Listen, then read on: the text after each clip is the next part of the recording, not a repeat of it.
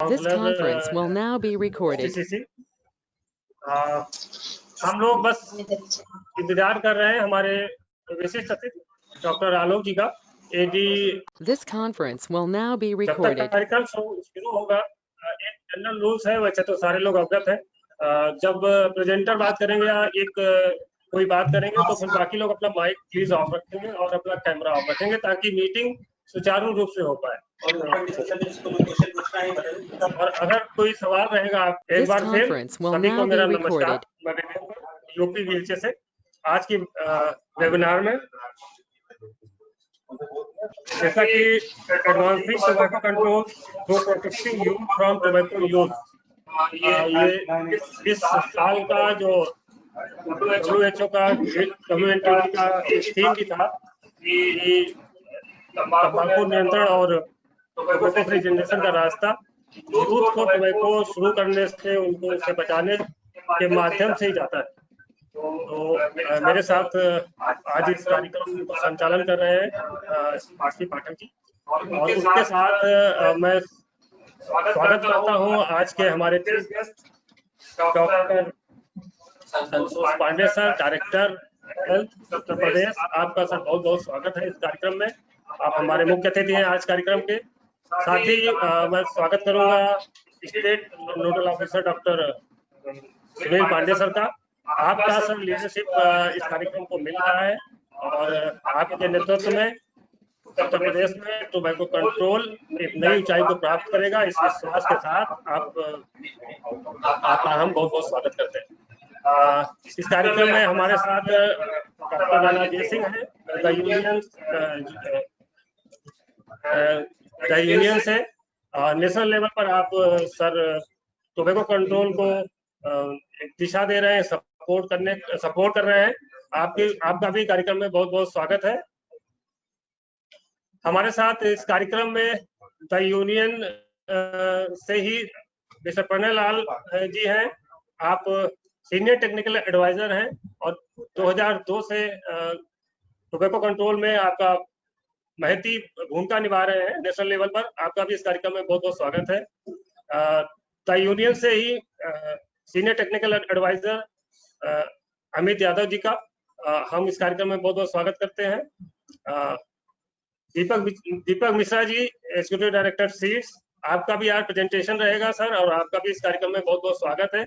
और हम state consultant एनटीसीपी Uttar Pradesh mister Satish Tripathi का भी इस कार्यक्रम में आज बहुत बहुत स्वागत करते हैं। साथ ही साथ हमारे एनटीसीपी कवर सारे 75 डिस्ट्रिक्ट्स में डिस्ट्रिक्ट नोडल ऑफिसर्स, हमारे डिस्ट्रिक्ट कंसल्टेंट और साथ ही साथ काउंसलर्स और तमाम एनटीसीपी मेंटल हेल्थ के हमारे लोग, साथ ही साथ कुछ एनजीओ से, जो सिविल सोसाइटी से लोग आज इस कार्यक्रम में वेबिनार में प्रतिभाग कर रहे हैं। आपका सभी का बहुत बहुत स्वागत है। निवेदन है कि आप अपना माइक म्यूट रखेंगे और आपको जब कोई सवाल होगा तो उसको आप मैसेज बॉक्स में लिख सकते हैं, उसको बाद में हम लोग एड्रेस करने का कोशिश करेंगे। आज सबसे पहले इस कार्यक्रम की शुरुआत करते हुए मुझे बहुत खुशी है कि मैं आमंत्रित करूंगा हमारे chief guest doctor Santosh Pandey sir का, कि सर आप अपना सर इसमें हमें गाइडेंस दें। Doctor Santosh sir.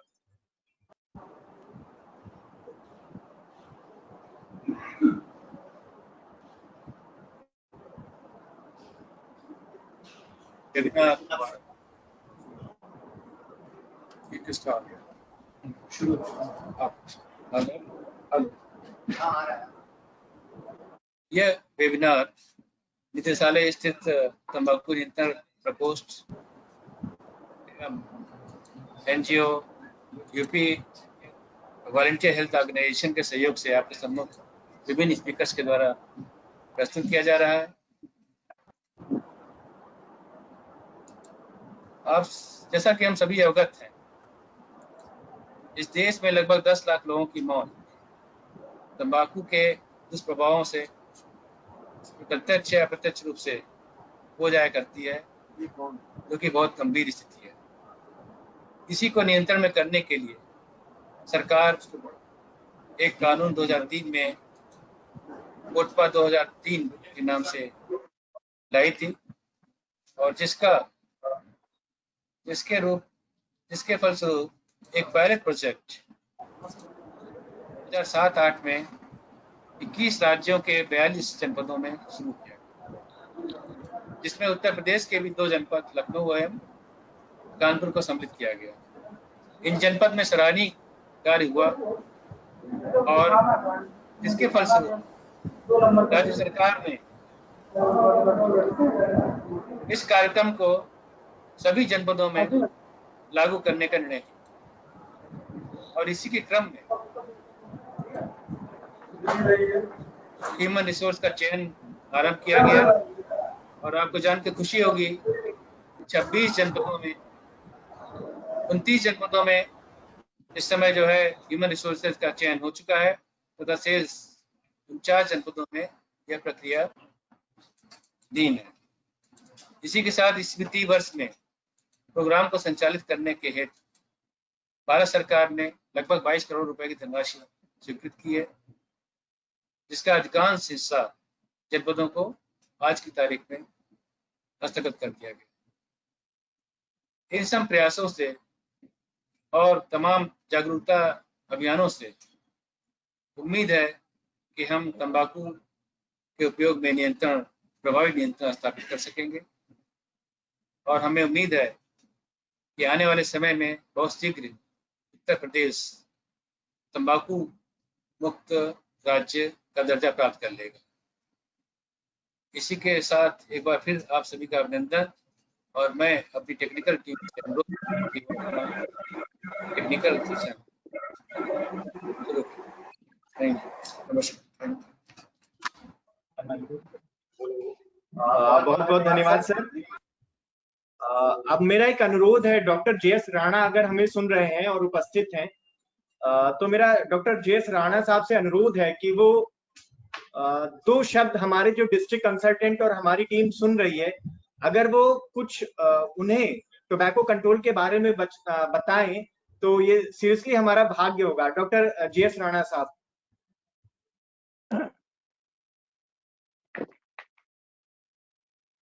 Hello. Yes. Thank you very much.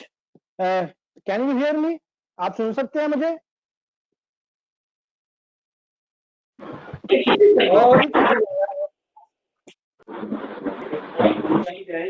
तो वही तो चक्कर है। ये भी आप मुझे सुन सकते हैं? सर वॉइस क्लियर नहीं आ रही। जल्दी है देखा। सर वॉइस क्लियर नहीं आ रही। Okay. Please, actually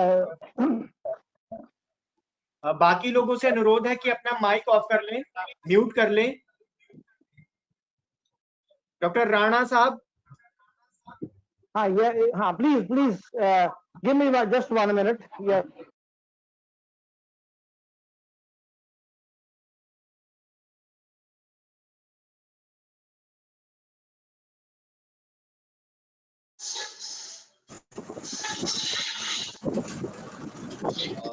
मुझे लगता है कि डॉक्टर राणा साहब हमसे कनेक्ट नहीं है, और बीच में अगर सर के पास समय हो तो प्लीज हमसे जुड़ें। अब मैं अनुरोध करूंगा state nodal officer national tobacco control programme doctor Sunil Pandey sir से कि वो प्लीज टेक्निकल सेशन का आरंभ करें।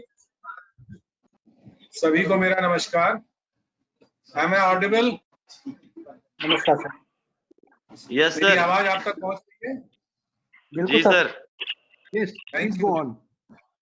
जैसा आप जानते हैं, मैं doctor Sunil Pandey mental health के साथ साथ मैं तंबाकू नियंत्रण प्रोग्राम भी देख रहा हूं, और आप लोगों का सहयोग की अपेक्षा तो है ही। बाकी मेरी सतत जो भी यथा शक्ति मेरी जरूरत आपको महसूस होगी, मैं उपलब्ध रहूंगा। सबसे पहले मैं अपने निदेशक महोदय डॉक्टर SK पांडे सर का बहुत बहुत हार्दिक धन्यवाद देना चाहता हूं, जो हमारे इस वेबिनार में उपस्थित हुए और हमें आशीर्वचन दिया। इसके साथ ही मैं विहाई UP VHA एवं दी यूनियन का बहुत बहुत आभार व्यक्त करना चाहता हूं, जिनके सहयोग से यह वेबिनार संपन्न हो पा रहा है। मुझे यह बताते हुए बड़ी प्रसन्नता है कि हमारे 3 technical advisers from New Delhi आज उपस्थित हैं और आप लोगों का संपूर्ण ज्ञान वर्धन करेंगे। मैं और आप ये प्रयत्न करेंगे कि जो भी टोबैको कंट्रोल प्रोग्राम आज जिस स्थिति में आप लोगों के सहयोग से पहुंचा है, इसे निरंतर उच्चतम ऊंचाइयों पर पहुंचाना है। जैसा कि आप जानते हैं, हमारे एडी मंडल साहब डॉक्टर आलोक कुमार साहब इस समय एक मीटिंग में व्यस्त हैं और जैसे ही उन्हें समय मिलेगा वो हमें ज्वाइन करेंगे। उनके कार्यकाल में तंबाकू नियंत्रण कार्यक्रम एवं तंबाकू नियंत्रण प्रकोष्ठ जो स्वास्थ्य भवन में स्थित है, उसने नए आयामों को प्राप्त किया है। जैसा कि आप सभी जानते हैं, 2016 से लेकर 2020 तक समस्त 75 जनपदों में ये टोबैको कंट्रोल प्रोग्राम संचालित है। यह जानते हुए भी कि समस्त जनपदों में हमारे ह्यूमन रिसोर्स अभी भर्ती प्रक्रिया में है और पूर्ण भर्ती प्रक्रिया पूर्ण नहीं हो पाई है, फिर भी आप लोगों के अथक प्रयासों की वजह से हम समस्त 75 जनपदों में और यूपी VHA के सहयोग से, टेक्निकल सपोर्ट से हम 75 जनपदों में इस कार्यक्रम को संचालित कर पा रहे हैं।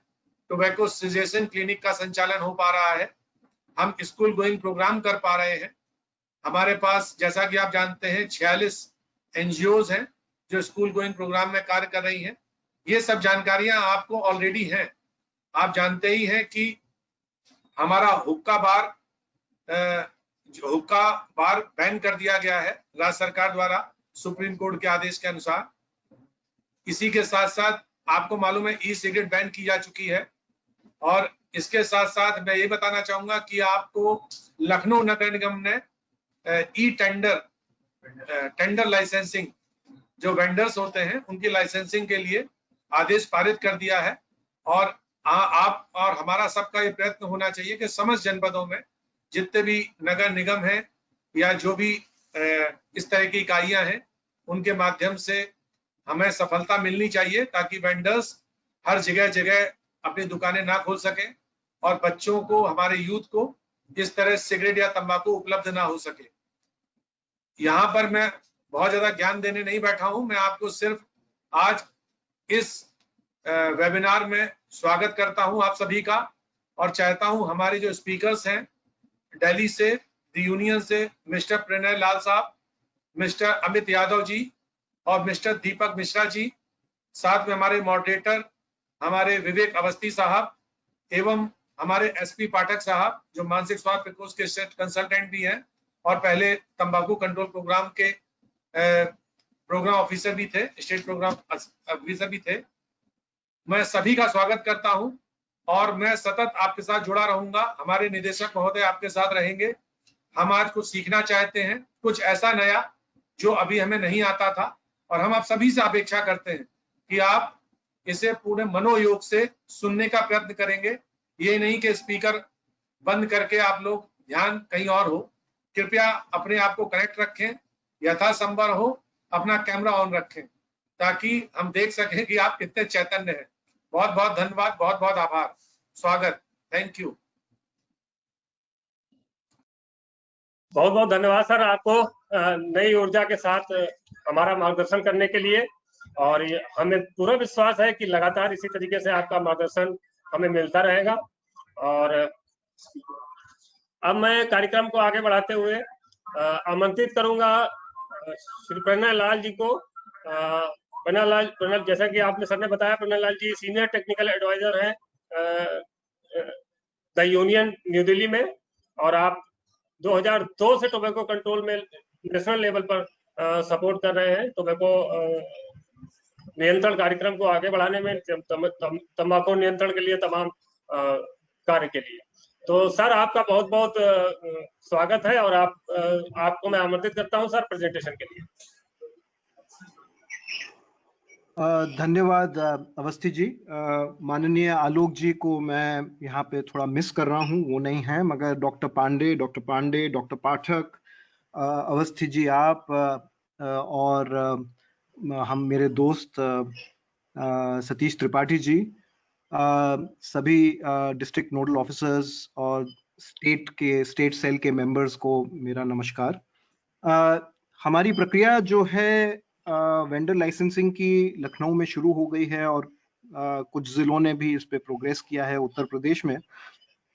मैं सिर्फ एक थोड़ा हिस्ट्री बताना चाहूंगा कि वेंडर लाइसेंसिंग की क्यों आवश्यकता अब है और देश में पहले क्या स्थिति थी वेंडर लाइसेंसिंग की और ये क्यों आके लुप्त हो गई। तो मैं जरा सा गुड मॉर्निंग, क्या हाल है? हाँ, अरे इसमें वीडियो कुछ दिख नहीं रहा है क्या? ये ऑडियो तो सुन रहे हैं हम, थोड़ा डिस्टर्बिंग है ये कुछ। हाँ, ये क्या सक्सेसफुली वीडियो नहीं शेयर है, नहीं कल हो रहा वाला है? भी वैसा ही था आपका। हाँ, सब तो उपस्थित था, वो आधा कुछ देर रहे, कुछ देर गायब हो गया। फिर क्या वीडियो नहीं आ रहा है? मेरा प्रेजेंटेशन नहीं दिख रहा है? नहीं, वही देख रहे थे, हम आए हैं छुट्टी पे, गाँव है आज। हेलो, आप लोगों से अपने वीडियोस थोड़ा बंद कर दें क्योंकि सिस्टम हैवी हो रहा है। एक मिनट हम बता दिए, होल्ड करिएगा। आवाज हम लोग की जा तो नहीं रही है? आपकी आवाज ठीक आ रही है, मुझे सिर्फ आपको मेरा प्रेजेंटेशन नजर नहीं आ रहा है। गणेश सर, आपका प्रेजेंटेशन साफ नजर आ रहा था, आप शेयर कर लीजिए। अब ठीक है? अब आ रहा है? नहीं, अब नहीं आ रहा, आपने शायद शेयर अनशेयर कर दिया है।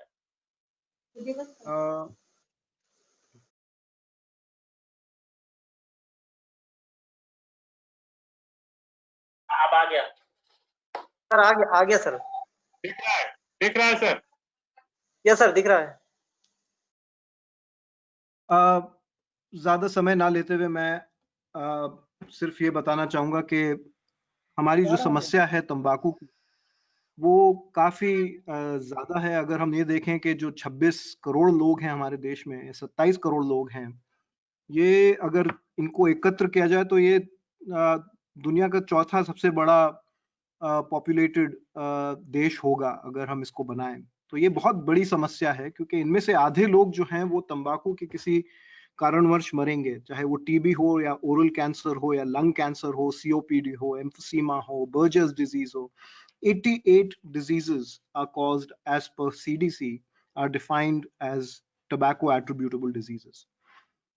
तो ये कुछ कम नहीं होती हैं और ये भी है कि काफी आसपास जो धूम्रपान को स्मोक का इनहेल करते हैं, जैसे स्पेशली बच्चे, उनको प्री डिस्पोज होते हैं अस्थमा से और सडन इन्फेंट डेथ सिंड्रोम भी नोटिस किया गया है कुछ पॉपुलेशंस में। तो ये काफी बड़ी समस्या है जिसको हम नजरअंदाज रखते हैं।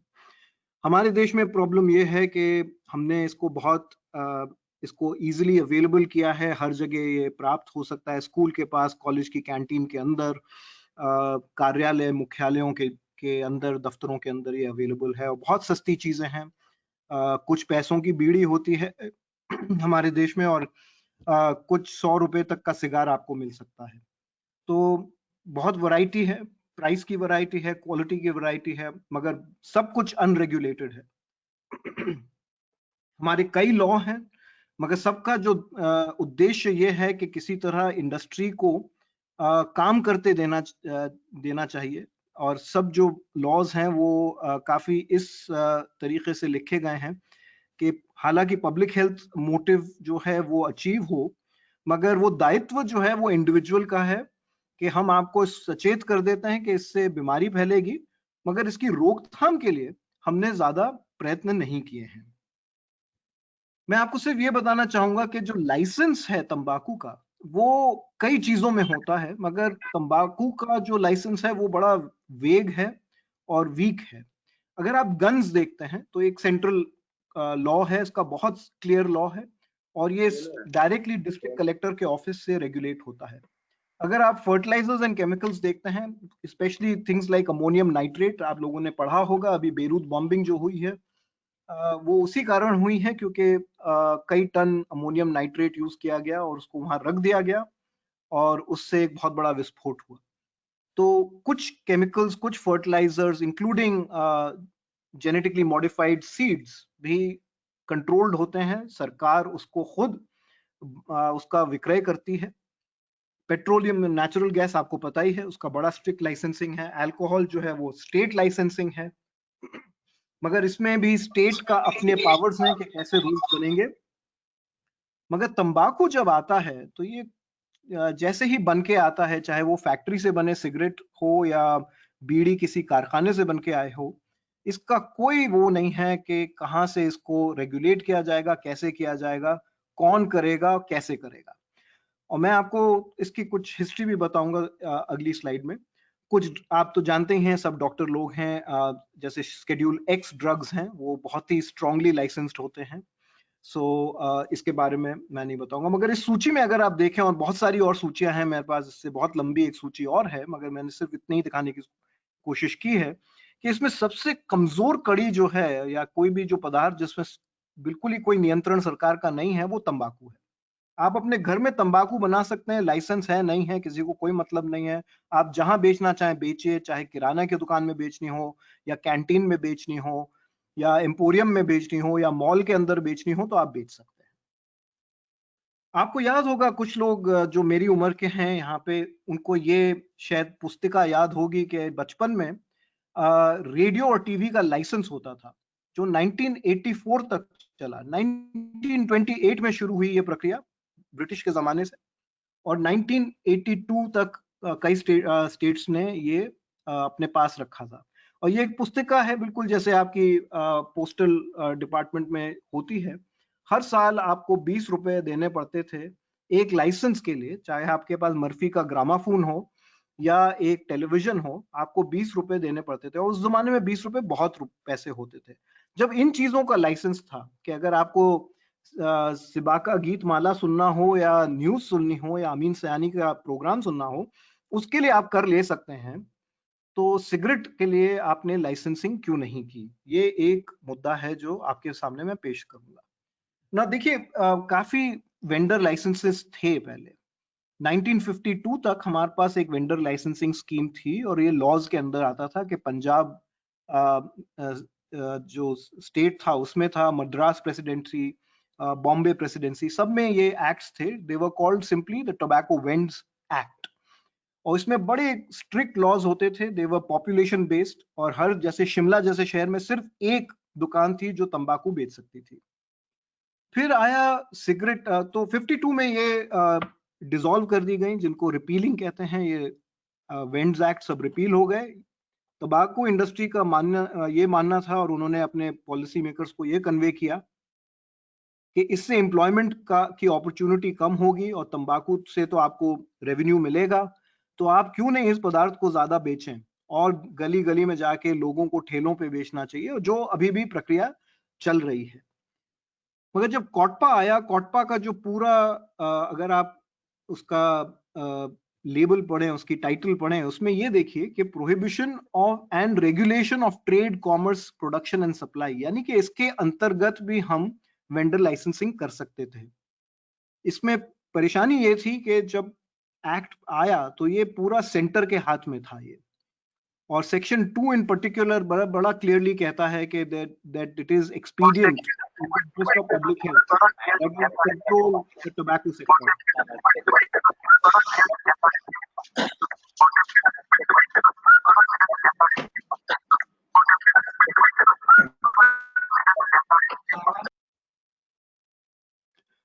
फिर एक्साइज डिपार्टमेंट, जैसे मैंने आपको पिछली सूची में दिखाया था कि अल्कोहल है, फर्टिलाइजर है, पेस्टिसाइड्स हैं, बहुत सारी चीजें एक्साइज में भी आती हैं, टबैको भी उसमें है।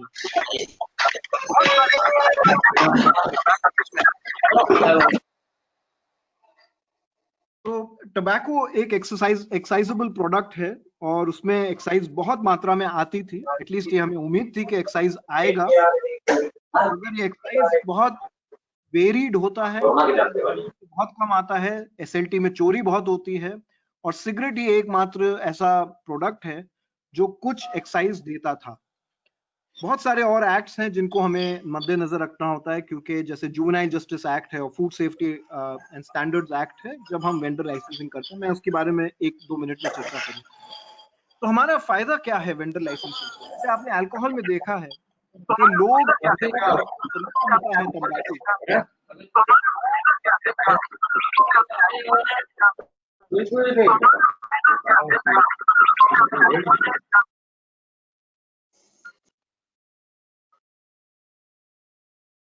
मैं रिक्वेस्ट करूंगा अजय प्रताप सिंह जी से कि अपना माइक प्लीज म्यूट करें, क्योंकि उनके माइक से आवाज आ रही है। Thank you Ajay ji. So vendor licensing के बहुत क्लियर फायदे हैं। एक तो number of points of sale जो हैं, जो अभी इतनी ज्यादा हमारी दुकानें हैं, वो कम होंगी। जब वो कम होंगी तो हमारी अवेलेबिलिटी, एक्सेसिबिलिटी और जो जिस आसानी से लोग इसको खरीदते हैं वो थोड़ा कम होगा। इससे और फायदे स्टेट को इसलिए हैं क्योंकि इससे रेवेन्यू जनरेट होगा। जैसे आपका L1 लाइसेंस होता है अल्कोहल में, अगर आप कभी भी अपनी एनुअल रिपोर्ट पढ़ें या फाइनेंस डिपार्टमेंट की रेवेन्यूज की, तो आप देखेंगे कि कितना ज्यादा पैसा मिलता है आपको सिर्फ वेंडर लाइसेंसिंग ऑफ अल्कोहल करने से। करोड़ों रुपए की बात है। प्लस अगर आप इसको देखें तो इलिसिट ट्रेड जो तंबाकू कंपनियां जो बहुत ज्यादा बढ़ चढ़ के ये कहती हैं कि इलिसिट ट्रेड बहुत है और आप हम पे टैक्स मत बढ़ाइए, ये मत करिए, वो मत करिए, तो ये जो इलिसिट ट्रेड है ये बिल्कुल खत्म हो जाएगा। आप फेक बियर, फेक विस्की ज्यादा नहीं देखते हैं।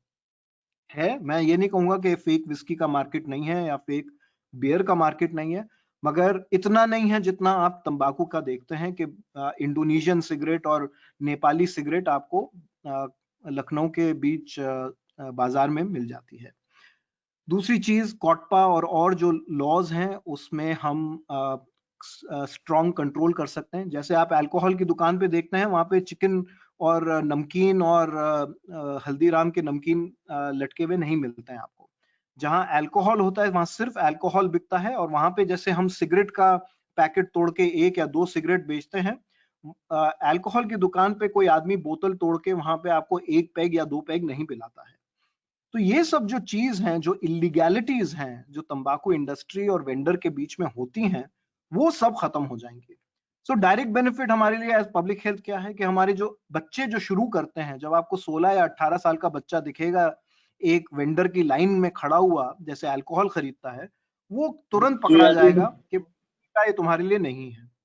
दूसरी चीज, हमारे पास जो बहुत सारे और चीजें हैं, जो छोटी छोटी दुकानें जो कहीं भी लगा सकते हैं आप, चाहे वो इंक्रोचमेंट हो या इलीगल एक्टिविटीज होती हो या ट्रैफिक इंसिडेंट्स होते हैं, क्योंकि लोग गाड़ी या साइकिल या मोटरसाइकिल खड़ी करके एकदम उतर जाते हैं खरीदने, और ये बीच चौराहों में होता है। तो ये सब एक्टिविटीज भी इससे बहुत फायदे होते हैं, डायरेक्ट एंड इनडायरेक्ट। सो हमारे not only in urban planning, public health, civic issues, बहुत सारे फायदे हैं वेंडर लाइसेंसिंग करने से, और रेवेन्यू गेन्स तो हैं ही। खैर, कई सारे ऑर्डर्स और डायरेक्शंस आए हैं। सबसे पहले जो आया है 2017 में, हमारा ये ऑर्डर आया है, मिनिस्ट्री ऑफ हेल्थ से एक लेटर गया था जो सब स्टेट गवर्नमेंट्स को गया था, इस उम्मीद से कि ये आगे जाएगा सब म्यूनिसिपल और लोकल अथॉरिटीज को कि रिटेल शॉप्स एक्सक्लूसिव सेल हो और उसमें मिक्स सेल ना हो, फुल कंप्लायंस टू कॉटपा होना चाहिए। कॉटपा ये कहता है कि अगर सिगरेट आप तंबाकू बेच रहे हैं तो उसके साथ कोई नॉन टबैको प्रोडक्ट जैसे टॉफी और बिस्किट, जो बच्चे जिससे आकर्षित हों, वो नहीं होना चाहिए। तो ये एक बहुत अच्छा लेटर था, मगर इसका ज्यादा हमने इस पे ज्यादा तवज्जो नहीं दिया है अभी। अब तक क्या एफर्ट्स रहे हैं हमारे पास? एफर्ट्स रहे हैं अच्छे, जो एफर्ट्स रहे हैं महाराष्ट्र में रहे हैं, हिमाचल में अच्छा, सबसे पहला अच्छा कॉम्प्रिहेंसिव ऑर्डर आया, फिर केरल में पंचायत लेवल से ऊपर की तरफ बहुत अच्छा ऑर्डर है, सिक्किम ने कंपल्सरी लाइसेंसिंग 2011 में की है, इसके अलावा पटना, रांची, राजस्थान की स्टेट लेवल ऑर्डर है, कई सारे सिटीज हैं हमारे उत्तर प्रदेश में हैं, वेस्ट बंगाल में है। मगर ये छोटे छोटे जो प्रयास हैं अब बड़े बड़े बनने चाहिए, क्योंकि हमारा जो मानना है, not only public health but also revenues for the state and for municipal corporations इसके थ्रू आ सकते हैं। जैसे मैंने अभी बताया आपको, ये कुछ हमारे डिस्ट्रिक्ट्स हैं जिसमें आपने देखा है। मैं इनमें डिटेल्स में नहीं जाऊंगा क्योंकि ये आपको अवेलेबल होगा, जब आपको चाहिए हो हम आपको सभी ऑर्डर्स दे सकते हैं, और कैसे प्रक्रियाएं हैं ये सब डिटेल्स में आपको दे सकते हैं। कुछ कंपोनेंट्स हैं, एक तो बिल्कुल ही बड़ा क्लियर होना चाहिए कि not only sale but also warehousing, और अगर इंडस्ट्री है आपके इलाके में तो उसका भी लाइसेंसिंग कॉम्प्रिहेंसिव होना चाहिए।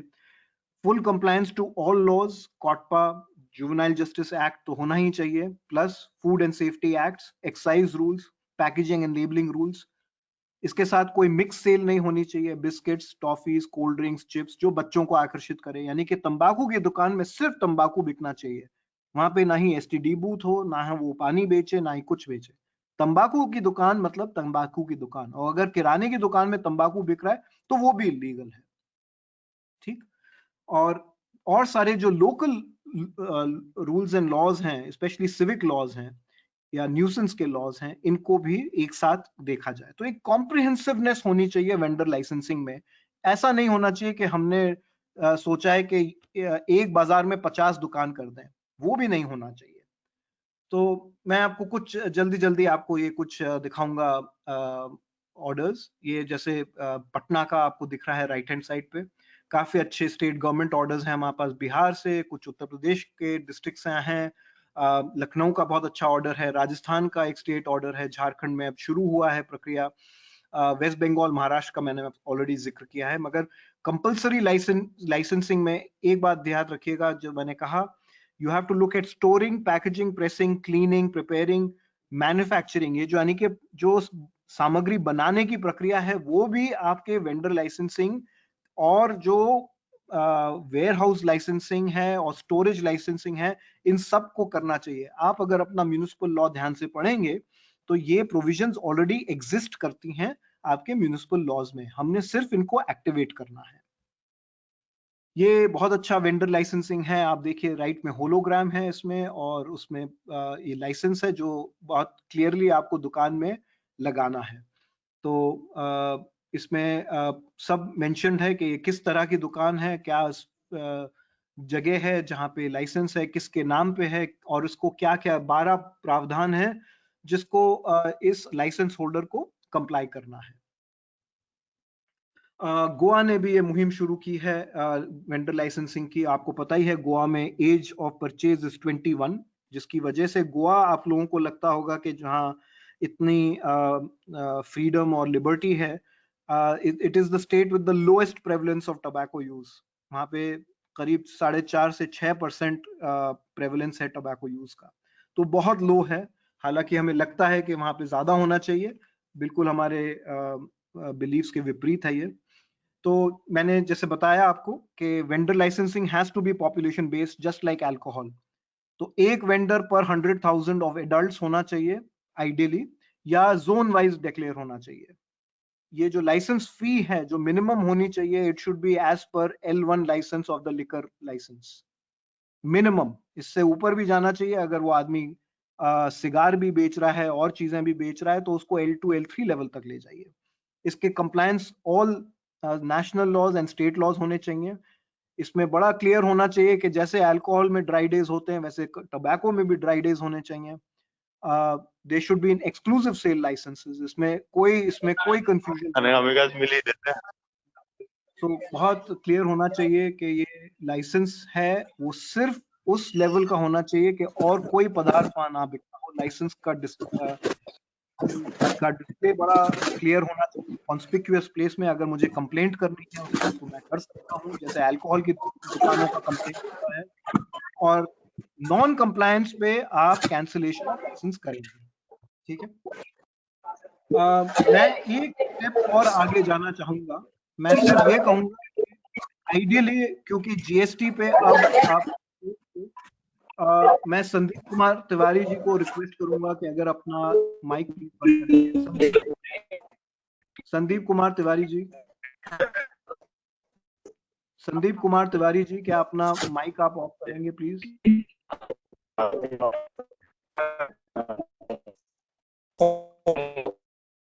संदीप जी,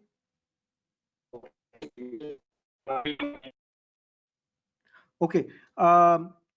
एक चीज जो हम कर सकते हैं जैसे अल्कोहल के साथ करते हैं, ये प्रोक्योरमेंट होता है स्टेट की एक एजेंसी जिसको स्टेट बेवरेजेस कॉर्पोरेशन कहते हैं।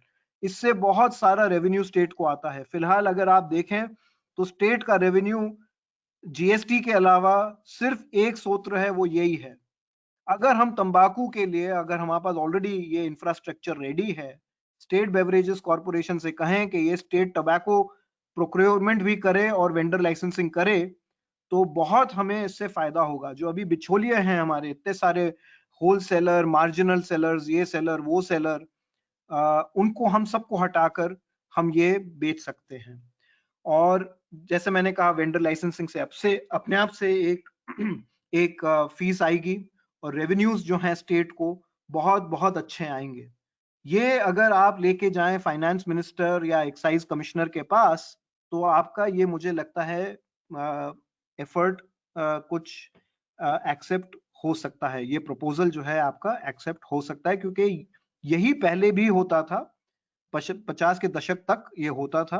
अब ये हमने, क्योंकि मैंने जैसे आपको पहले बताया, क्योंकि एम्प्लॉयमेंट का वास्ता देकर और ये सब चीजें करने के लिए इन्होंने तंबाकू इंडस्ट्री ने इसको बहुत बढ़ावा दिया है। और ये प्रॉब्लम जो हो गई है हमारी 27 करोड़ लोगों का तंबाकू का सेवन, वो इसीलिए हुआ है। So thank you so much Vivek ji, doctor Pandey, doctor Alok अगर शायद आ गए हों तो नमस्कार सर, डॉक्टर पाठक एंड मेरे दोस्त त्रिपाठी जी। अगर कुछ सवाल हो तो अंत में हम ले सकते हैं, हम थोड़ा विलंब से चल रहे हैं, तो इन interest of time let's continue with the next presentation. Thank you so much.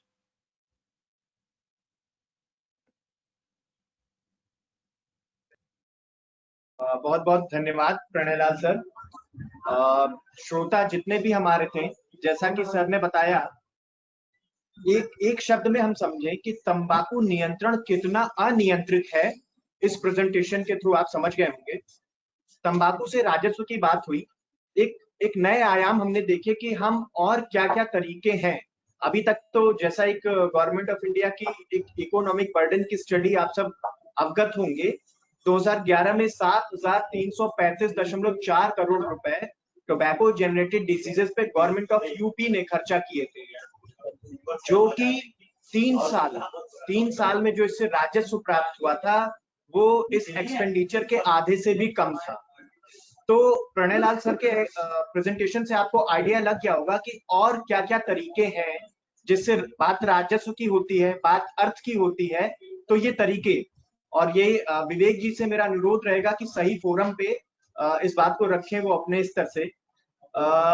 Sir ने एक जेजेसी एक्ट सेक्शन 77 की बात की। स्टेट लेवल से काफी लेटर इशू हो चुके हैं और मेरा विश्वास है कि जनपद स्तर पे आपके द्वारा इसका इम्प्लीमेंटेशन देखा जा रहा होगा। बेसिकली ये माइनर्स के लिए है। वेंडर लाइसेंसिंग के बेनिफिट्स आप सबने समझे। फिर मैं यूपी बीएचए से अनुरोध करूंगा कि इसे सही फोरम पे ले जाएं, और प्रणय सर से मेरा अनुरोध रहेगा कि इसी तरह बीच बीच में आके अपने ज्ञान से हम सबको अनुग्रहित करते रहें। Thank you so much sir. और हमारे बीच एडी लखनऊ मंडल डॉक्टर आलोक साहब, जो पूर्व नोडल ऑफिसर भी हैं, वो आ चुके हैं। मैं सर का बहुत बहुत स्वागत करता हूं, और सर से मेरा अनुरोध है कि अपने एक्सपीरियंस के बारे में, टोबैको कंट्रोल के बारे में, और सर अभी जर्नी पे ही है, तो सर से मैं अनुरोध करूंगा कि हम लोगों को अपने आशीर्वचन से अनुग्रहित करें। डॉक्टर आलोक सर। बहुत बहुत धन्यवाद। आप सभी लोगों को ये मैं थोड़ा सा क्षमा चाहूंगा कि ज्वाइन करने में कुछ नेटवर्क इश्यूज की वजह से थोड़ा सा दिक्कत हुई, और फिलहाल मैं एक्चुअली जरा इस टाइम दौरे पे जा रहा हूँ, रास्ते में हूँ, तो I am joining on the way. तो ये जो कार्यक्रम तंबाकू नियंत्रण का था, जिसको जो मेरे द्वारा पहले देखा जा रहा था, तो इसकी प्रगति के बारे में सतीश जी आप सबको बताएंगे, और आप सब लोग भी जानते होंगे कि इस कार्यक्रम से जो सामान्य जन को लाभ मिलना चाहिए था, उसके लिए कुछ इश्यूज थे इसमें जिनको एड्रेस किया जाना जरूरी था। सर, आपका चेहरा देखना चाहते हैं। हाँ, दिख रहा है? हाँ डॉक्टर सुनील, अब दिख रहा है? आपका चेहरा देखना चाहते हैं। Good sir, thank you sir. हाँ दिख रहा है, ठीक। तो जो यहाँ पे इश्यूज टच किए जा रहे हैं, उसके बारे में मैं वेहीमेंटली उसको सपोर्ट करना चाहूंगा कि हम लोगों के जितने भी प्रयत्न हैं, वो वेंडर लाइसेंसिंग न होने के कारण काफी उसमें प्रॉब्लम आ रही थी, कि जो हमारी टीमें थी बहुत ही 666 के तहत जो है कोशिश करते हुए दुकानों वगैरह को हटवाती थी और फिर वो किसी न किसी साधन पे दोबारा उनके जो सेलिंग पॉइंट थे वो आ जाते थे। तो इसके बारे में काफी गहनता से विचार करके इसको पूरे उत्तर प्रदेश में लागू किया जाना अपेक्षित है, जिससे कि इसको प्रभावी रूप से तंबाकू नियंत्रण को लागू किया जा सके। और मैं सभी जो प्रतिभागी यहाँ आए हैं और जो रिसोर्स पर्सन हैं हमारे, जैसे श्री प्रणय लाल जी हैं, उनका विशेष धन्यवाद करना चाहूंगा कि उन्होंने काफी अच्छे रूप से जो है इसमें जो विभिन्न कठिनाइयां थी उनको आपके सामने रखा। और स्टेट सेल को मैं जो है पुनः अनुरोध करना चाहूंगा कि वेंडर लाइसेंसिंग को अपने स्तर से पैन यूपी आच्छादित करने के लिए इसको कार्यक्रम को बढ़ाएं और जो बाकी प्रावधान है उनका सख्ती से पूरे प्रदेश में अनुपालन सुनिश्चित कराएं। मुझे एक मीटिंग में फिर अभी बैक करना है, मैं जहां पहुंच रहा हूं, तो सबसे क्षमा चाहूंगा इस शुभकामनाओं के साथ कि यह प्रयत्न जो है इसी तरह आगे जारी रहेंगे और हम इसका सशक्तिकरण करते रहेंगे अपने STCC का, और आप सभी का सहयोग लेते हुए इस कार्यक्रम को आगे बढ़ाते रहेंगे। बहुत बहुत धन्यवाद। बहुत बहुत धन्यवाद सर, और अनुरोध रहेगा कि ऐसे ही आगे भी आपका आशीर्वाद हमें मिलता रहेगा। Thank you so much sir. Thank you. अब मैं अनुरोध करूंगा mister Amit Yadav, technical adviser the union से। Sir scope of increase minimum age के बारे में बताएंगे। अभी जैसा कि आपको पता है कि अगर तंबाकू सेवन की जो लीगल एज है हम बढ़ा देंगे तो उससे देश को, राष्ट्र को और एनसीडीज में हमें क्या फायदा मिलेगा, क्या लाभ मिलेगा। सर का प्रेजेंटेशन इस विषय पर है। इसके बारे में एक तथ्य आपके संज्ञान में लाऊंगा कि भारत में प्रतिदिन 5,500 लोग तंबाकू सेवन शुरू करते हैं। तो आप समझ सकते हैं कि अगर हम इसकी एज बढ़ा देंगे तो हमें कैसे क्या बेनिफिट मिलेगा। तो मैं सर से अनुरोध करूंगा कि कृपया अपना प्रेजेंटेशन स्टार्ट करें। Thank you sir.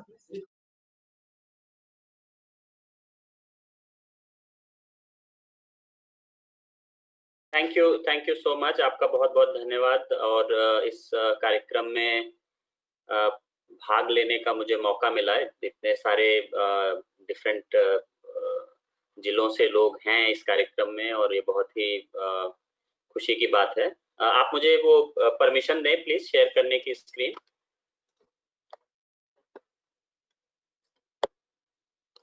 Thank you.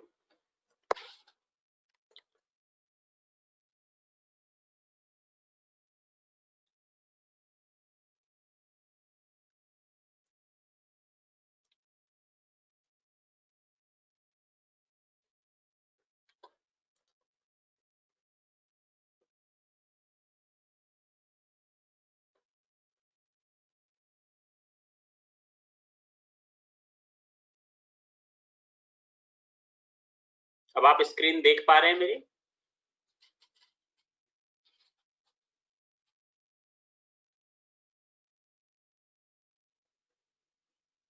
Hello. हाँ अभी सर दिख रहा है आपका स्क्रीन दिख रहा है। Thank you.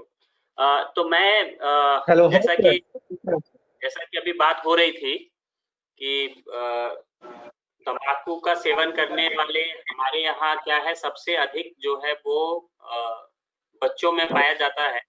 और बच्चों की डेफिनेशन, बालक की डेफिनेशन जो हमारे यहाँ की दी गई है, अलग अलग कानून में अलग अलग तरह की दी गई है। बट 18 साल कम व्यक्ति है वो बालक माना जाता है। और हम जो है ये तंबाकू एक नशीला पदार्थ है, जिस तरह से अल्कोहल है या कोई और प्रोडक्ट्स हैं उस तरह का है। तो हम चाहते हैं, या हम मतलब सभी लोग चाहते हैं कि बच्चों को ये नशे की आदत ना लगे। तो इस विषय में आप एक बात, मतलब आप बहुत कुछ लोगों को पता है, कुछ लोगों को शायद नहीं पता होगा, बट आप देखिए तंबाकू जो उद्योग करते हैं, मतलब the biggest industries of tobacco, उनको ये बड़ी अच्छी तरह से पता है कि अगर कोई भी व्यक्ति 18 साल से पहले स्टार्ट करता है या मतलब 18 साल तक भी स्टार्ट करता है तो 31% वो कंटिन्यू करता है तंबाकू का सेवन करना। वही अगर वो 24 साल के बाद करता है तो सिर्फ 5% ही लोग उसको कंटिन्यू करते हैं इस्तेमाल करना। और 18 पे अगर 31% करते हैं, ये आपको 6 साल का डिफरेंस दिख रहा है 24 और 18, और उसी को आप थोड़ा सा और कम कर दीजिए तो जो 15 पे शुरू कर दिया, जो 16, 17, 18 पे शुरू कर दिया, तो वो तो मतलब वो 50% टू 100% वो लोग जो है मतलब चेन स्मोकर उनके बनने की संभावना हो सकती है। और आप देखेंगे कि इसलिए जो इंडस्ट्री है वो कहती है कि raising the legal minimum age for cigarette purchaser to 21 could gut our key young adult market, मतलब हमारी मार्केट पूरी खत्म कर देगी, है ना। आरजे रेनल्ड्स कंपनी है जो सिगरेट बनाती है, बहुत बड़ी कंपनी है, तो उनका कहना है if a man has never smoked by age 18 the odds are 3 to 1, जो वही ऊपर बात कही गई है 31%, 3 to 1 33%, he will never will by age 24 the odds are 20 to 1। आप यहाँ पर ये देखिए तो, है ना, ये सेम चीज ये इंडस्ट्रीज को बहुत अच्छी तरह से यह बात उनको पता है।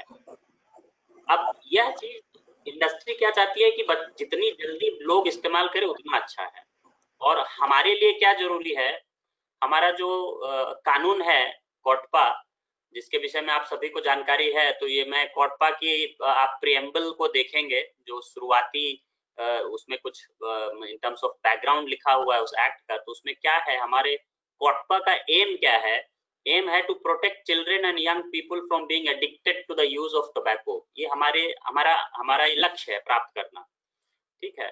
Protecting citizen with special attention and risk group such as pregnant women and children from involuntary exposure to tobacco. इसी तरह से उनको जो हमारी संविधान में आर्टिकल 47 है उसमें क्या कहा गया है कि हाईएस्ट स्टैंडर्ड ऑफ हेल्थ आपको अचीव करना, पब्लिक हेल्थ जो है वो अचीव करना सरकार का वो एम है।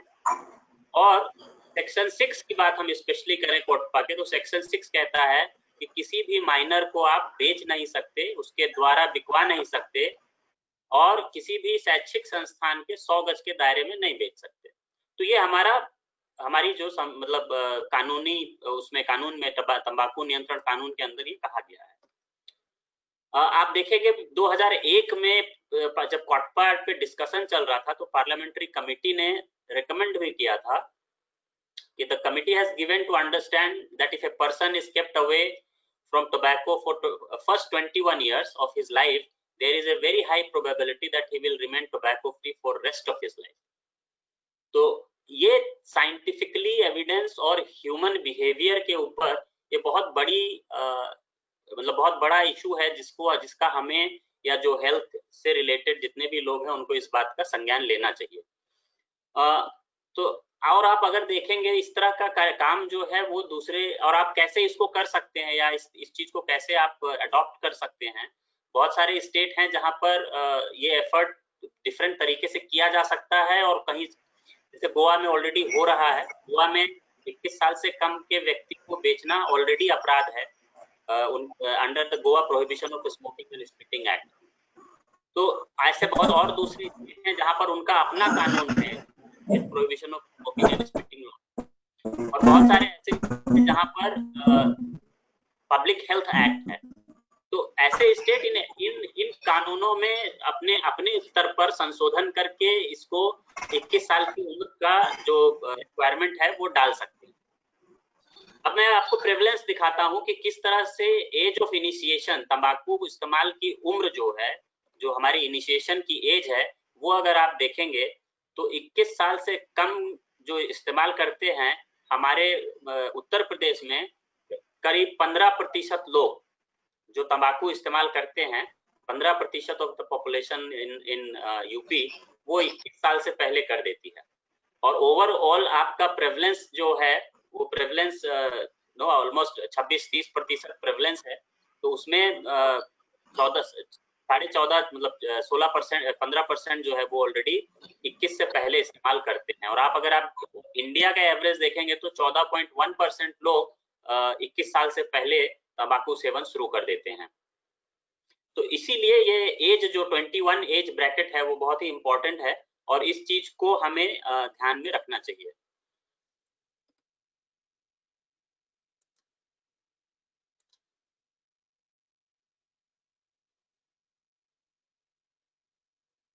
मेरी स्क्रीन जो है वो आगे नहीं बढ़ रही है। हाँ, और आप देखेंगे जैसे हम इसकी कंप्लायंस की बात करें कि 18 साल का कंप्लायंस होता है कि नहीं, जो हम अभी तक जिसका हम इम्प्लीमेंटेशन कर रहे हैं, तब हम पाएंगे कि 18 साल का कंप्लायंस बिल्कुल नहीं होता है ना। आप देखेंगे कि भारत में 60% से ज्यादा लोग, मतलब बच्चे माइनर्स 18 साल से कम, वो तंबाकू खरीद सकते हैं बिना किसी रिफ्यूजल के या बिना उनसे कोई आईडी मांगे हुए। 60% से ज्यादा बच्चे आराम से तंबाकू खरीद सकते हैं। और ये GYTS का डेटा है कि most of the student start smoking prior to the age of 18 and easily access tobacco from shops located around their schools and colleges. तो इसलिए ये इम्पोर्टेंट है, पहली बात कि स्कूल के आसपास 100 गज के दायरे के रूल को बहुत स्ट्रांगली इंप्लीमेंट करना चाहिए स्कूल और कॉलेजेस। और सिमिलरली 21 इयर्स एज जब आप कर देंगे तो इवन कॉलेजेस के बाहर भी वो बंद हो जाएगा और कॉलेज में भी बच्चे इस चीज का सेवन नहीं कर पाएंगे, क्योंकि फर्स्ट 3 ईयर ऑफ कॉलेज जो है वो उसमें सम्मिलित हो जाएगा 21 इयर्स में। ग्लोबली अगर आप देखेंगे तो कई जगह पर ये इस तरह का काम हुआ है। भूटान में कंप्लीटली बैन है तंबाकू उत्पादों का सेल। 2005 में मैसाचुसेट्स के एक शहर में उन्होंने 21 साल कर दिया 2005 में ही, और 2019 तक दिसंबर 2019 तक यूनाइटेड स्टेट्स में अब पूरे के पूरे मतलब कंट्री में उन्होंने ये लॉ लागू कर दी है। 2000 दिसंबर तक उन्होंने 29 स्टेट्स में था, लेकिन अब वो सारे यूएस में हो चुका है। तो यूएस में अब तंबाकू बेचने की जो उम्र की सीमा है वो 21 इयर्स है। और दूसरे और स्टेट्स हैं जहां पर ये हो चुका है, जैसे आप होंडुरस देखेंगे, कुवैत, सिंगापुर, श्रीलंका, युगांडा। ये छोटी कंट्रियां हैं, लेकिन तंबाकू नियंत्रण के रूप में अगर आप देखेंगे तो ये बहुत बड़ा स्टेप उन्होंने ऑलरेडी लिया हुआ है और 21 साल की उम्र की हुई है।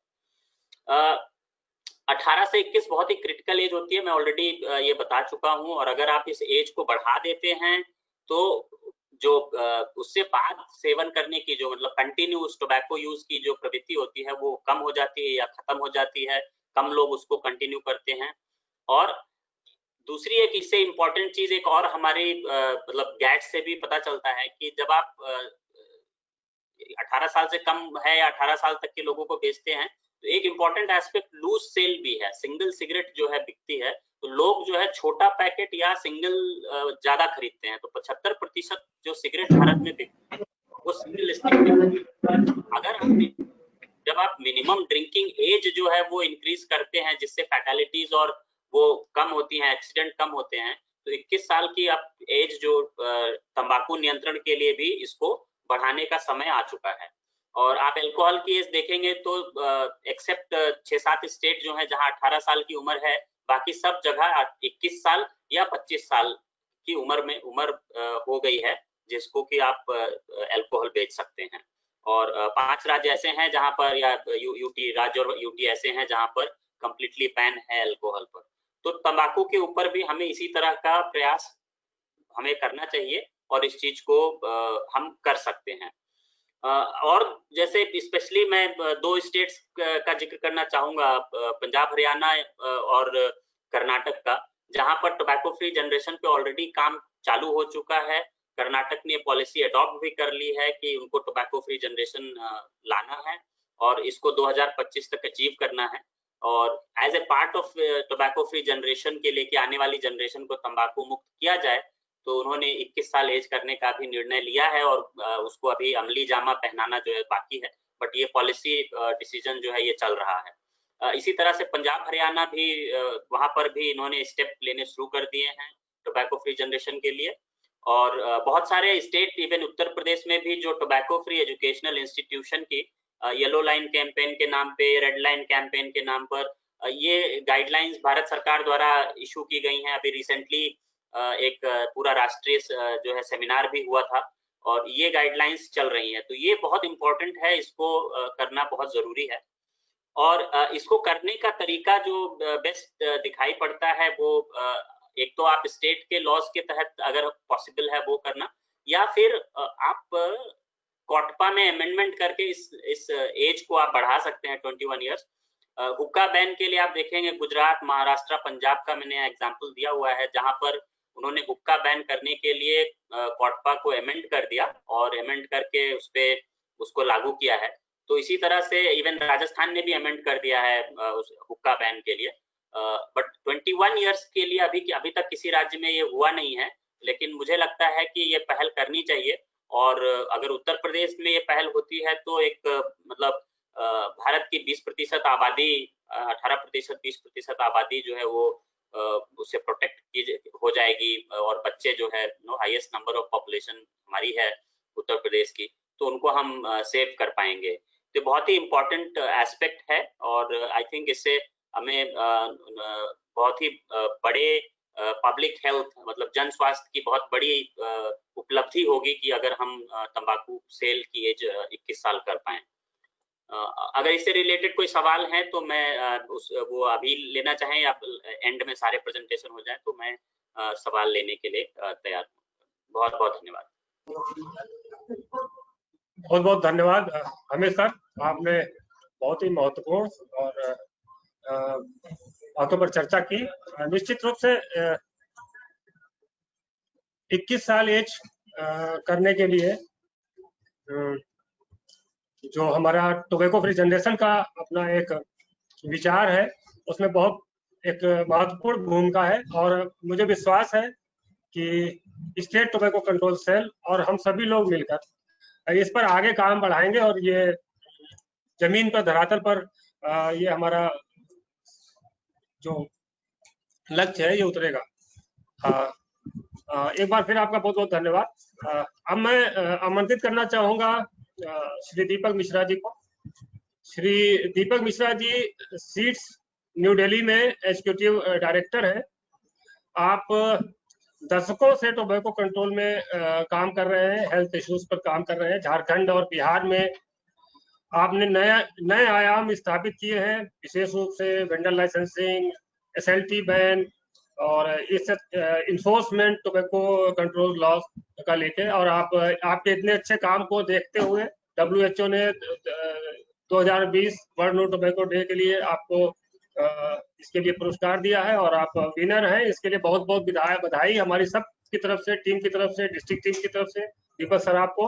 और आप आज SLT बैन का जो आपका बहुत अच्छा एक उदाहरण रहा है, उस पर आप प्रकाश डालेंगे, सबके साथ अपने अनुभव को शेयर करेंगे। आपको मैं आमंत्रित करता हूँ दीपक सर। धन्यवाद विवेक जी, बहुत बहुत शुक्रिया। और सबसे पहले मैं स्टेट नोडल ऑफिसर और डायरेक्टर हेल्थ सतीश त्रिपाठी जी जो स्टेट कंसल्टेंट हैं, आप तमाम लोगों का शुक्रिया अदा करना चाहता हूं कि आपने ये मौका दिया हमें पान मसाला या SLT के ऊपर जो इनिशिएटिव हुए हैं उसके बारे में किस तरह से हम लोग उत्तर प्रदेश में उस इनिशिएटिव को रिप्लिकेट कर सकते हैं। तो मैं आप लोगों के सामने बिहार का एक्सपीरियंस शेयर करना चाहूंगा, और उसके साथ साथ जो पान मसाला कंपनियों की चालाकियां क्या हैं, किस तरह से वो गुमराह करती हैं अपने यूजर्स को या लॉ इन्फोर्सर्स को, उसके बारे में भी एक छोटा सा एक मैं दिखाऊंगा। और किस तरह से बिहार में जो पान मसाला को प्रतिबंधित करने से जो बदलाव आए हैं उसका भी एक छोटा सा एक ट्रेलर मैं आपके सामने रखना चाहूंगा। तो शुरुआत हम लोग करते हैं। सबसे पहले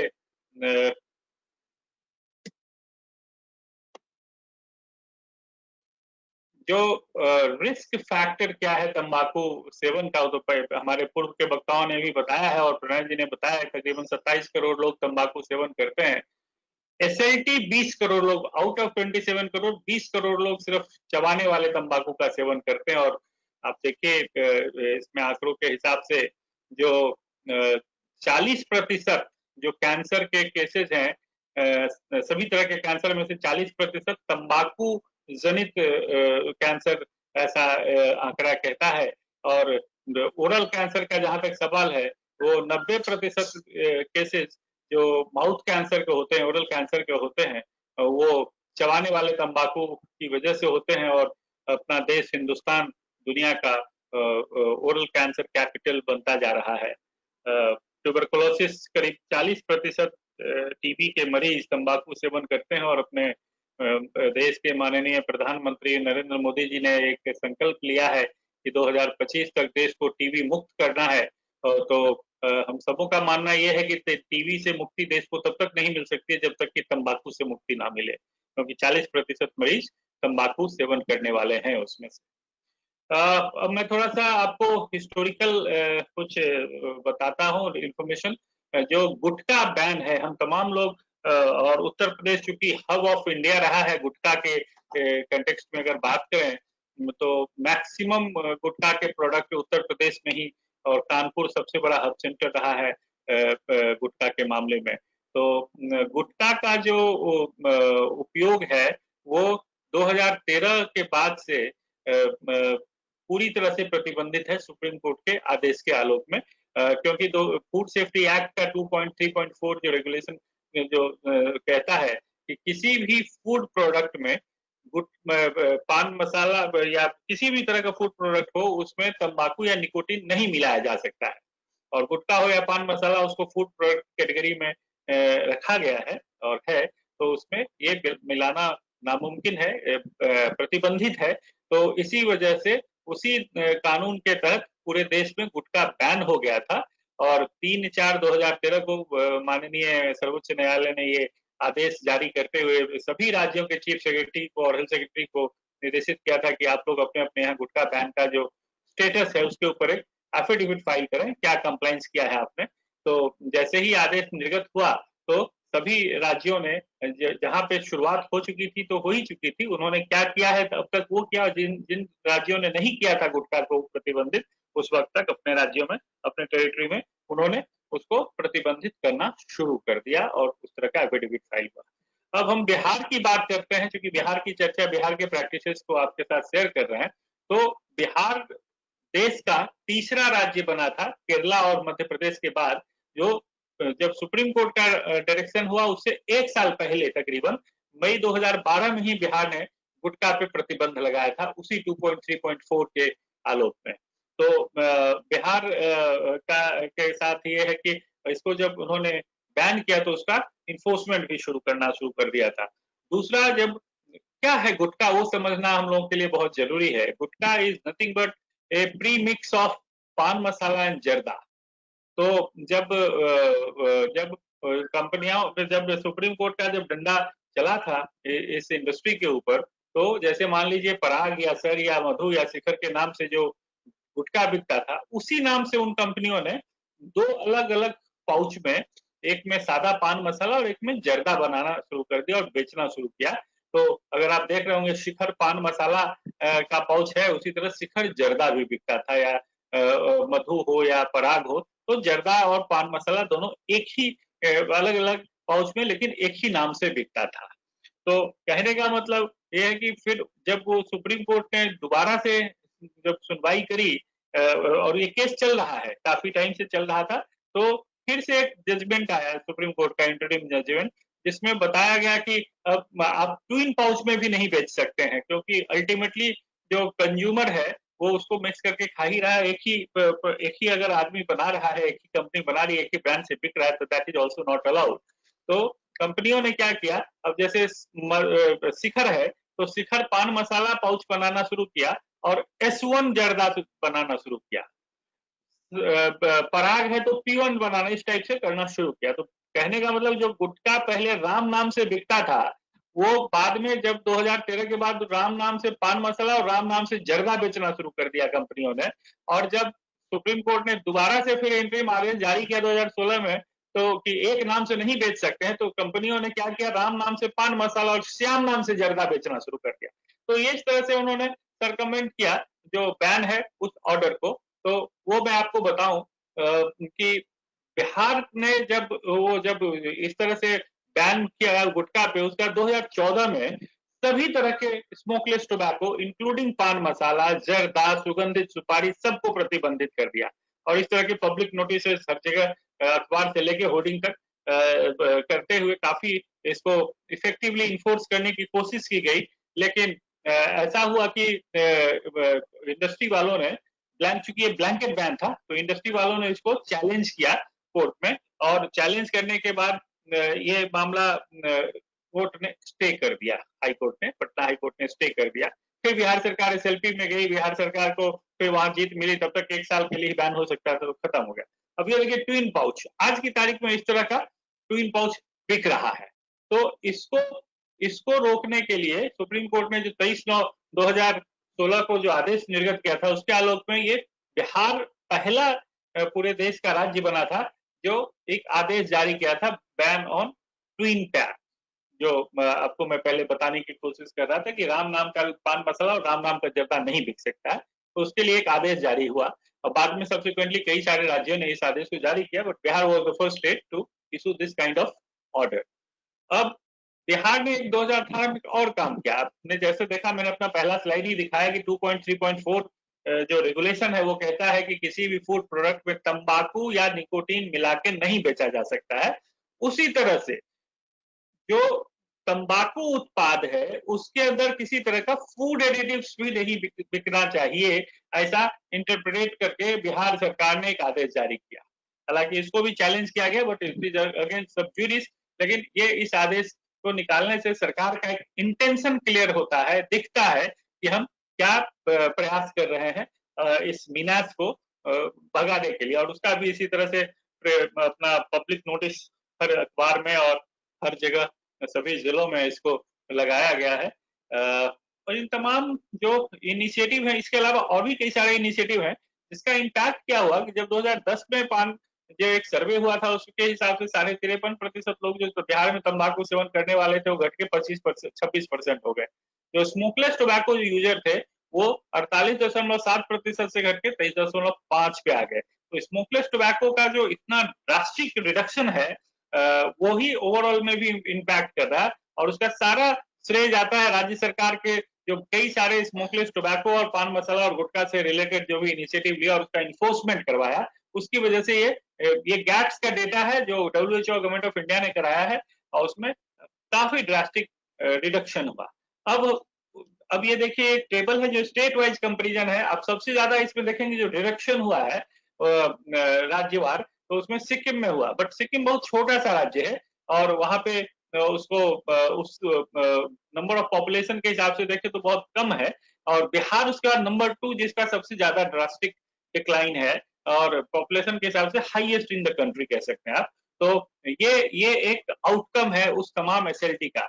अब हम बात करते हैं कि पान मसाला बैन, जो कि एक बहुत ही इंपॉर्टेंट है। गुटखा और पान मसाला का एग्जिस्टेंस ही स्मोकलेस टोबैको की वजह से है, और लोग कहने को गुटखा बैन है पूरे देश में, लेकिन आज भी वो ट्विन पाउच में बिक रहा है, हर चौक चौराहे पे मिलता है। तो और जर्दा जो बिकता है वो सिर्फ पान मसाला की वजह से, उसी में मिक्स करके खाना है। तो सरकार ने प्लान किया कि इस पान मसाला के ऊपर किस तरह से हम प्रतिबंध लगा सकते हैं, तो उसी के ऊपर उन्होंने कार्रवाई शुरू की और उसका क्या प्रोसेस रहा। बिहार में एक चीज मैं आप तमाम लोगों को बताना चाहूंगा कि ब्लैंकेट बैन नहीं है पान मसाला पे, क्योंकि अब तक जितनी दफे पीछे जो ब्लैंकेट बैन लगाया गया चीजों पे, तो कोर्ट ने उसको माना नहीं है। कोर्ट ने कहीं ना कहीं उसको स्टे कर दिया, उसका एडवांटेज चला गया है टोबैको इंडस्ट्री को। तो अब इस बार बहुत सिस्टमेटिकली उन्हीं तमाम पान मसाला ब्रांड के ऊपर कार्रवाई की गई है जो पान मसाला ब्रांड एडल्टरेटेड है। एडल्टरेटेड क्यों है वो मैं आपको बताता हूं। अब ये देखिए कि एक रेगुलेशन है फूड सेफ्टी का जिसके तहत पान मसाला इज ए लीगल प्रोडक्ट, और 2.11.5 जो है उसमें बजाबता बहुत क्लियरली डिफाइंड है कि पान मसाला में क्या क्या प्रोडक्ट, क्या क्या इंग्रेडिएंट हो सकते हैं।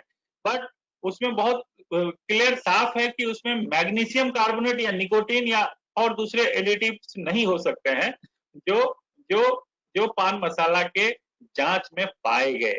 तो बिहार में जितने भी पान मसाला के ब्रांड के जांच किया गया उसमें सभी ब्रांड में मैग्नीशियम कार्बोनेट पाए गए। वो उसी के ग्राउंड पे बिहार सरकार ने उसको पूरी तरह प्रतिबंधित किया है पान मसाला को। अब ये कैसे हुआ प्रोसेस, तो मंथली रिव्यू मीटिंग होती है फूड सेफ्टी डिपार्टमेंट के, उसमें फूड सेफ्टी कमिश्नर ने ऐसे ही रैंडमली सैंपल कलेक्ट करने के लिए फूड सेफ्टी अफसर्स को बोला, और ये पिछले जून 2019 की बात है। तो जब ये जांच के सैंपल लिए गए तो इसमें तकरीबन 38 सैंपल कलेक्ट किए गए अलग अलग ब्रांड के, तो तकरीबन 15 ब्रांड थे, और उस 38 के 38 में से जो सैंपल थे उसके लीगल सैंपल लिए गए और उसका जो जांच रिपोर्ट आया सब में मैग्नीशियम कार्बोनेट मिला। कोई भी ऐसा वो नहीं था जिसमें कि मैग्नीशियम कार्बोनेट नहीं मिला, और एज हाई एज 4.5% तक मैग्नीशियम कार्बोनेट का कंटेंट मिला। तो काफी वो उचित नहीं था कि उसको जारी किया जाए, क्योंकि स्वास्थ्य के लिए बहुत ही हानिकारक है।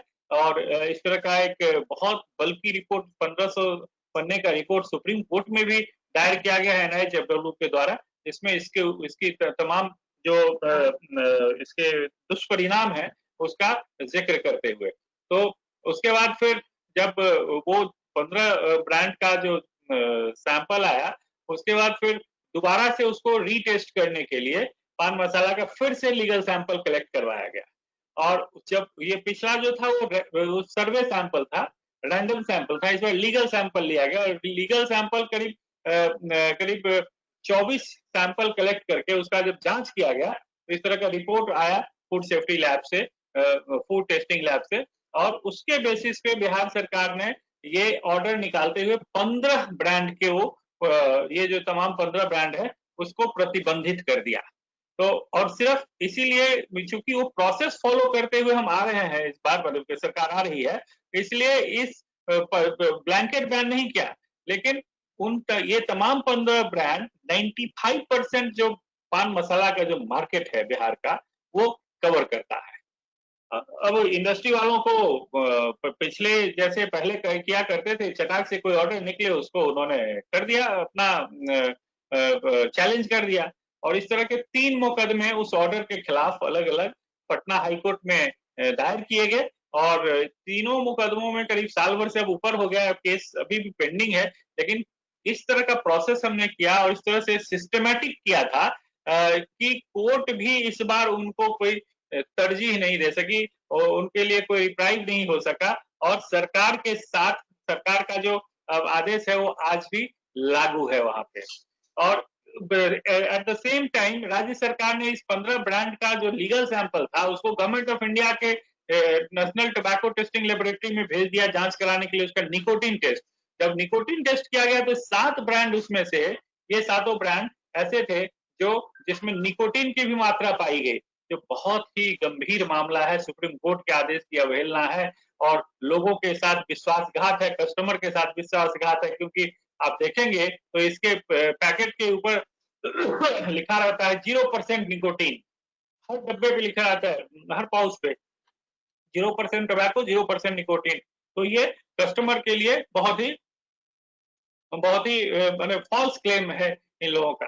अब पान मसाला कंपनियों का जो ये मामला है ये कोई नया नहीं है इस तरह से फॉल्स क्लेम करने का।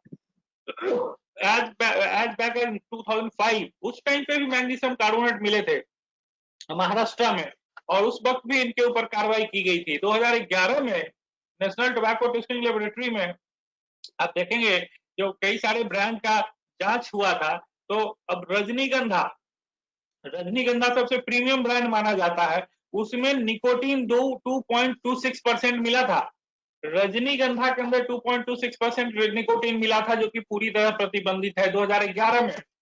लेकिन आज भी रजनीगंधा के ऊपर कोई बहुत ज्यादा आप फर्क नहीं देखते होंगे।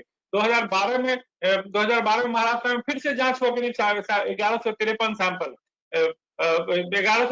सैंपल पॉजिटिव पाए गए। 1173 के करीब 78 के करीब सैंपल टेस्ट हुए थे और 1153 पॉजिटिव पाए गए मैग्नीशियम कार्बोनेट में। उत्तराखंड में 2017 में जब चमोली में इसी तरह का छापामारी हुआ और जांच किया गया तो चमोली कोर्ट ने 4 लाख रुपए का इनके ऊपर जुर्माना ठोका था। लेकिन अब इसके बावजूद ये जो पान मसाला इंडस्ट्री है, आप देखिए कि सुप्रीम कोर्ट का जो रेगुलेशन है 2.3.4 उसका कंप्लीट वायलेशन कर रहे हैं। NIHW का रिपोर्ट जो है जिसमें दुष्परिणाम है और रिकमेंड किया गया कि पान मसाला को गुटखा को बैन किया जाए।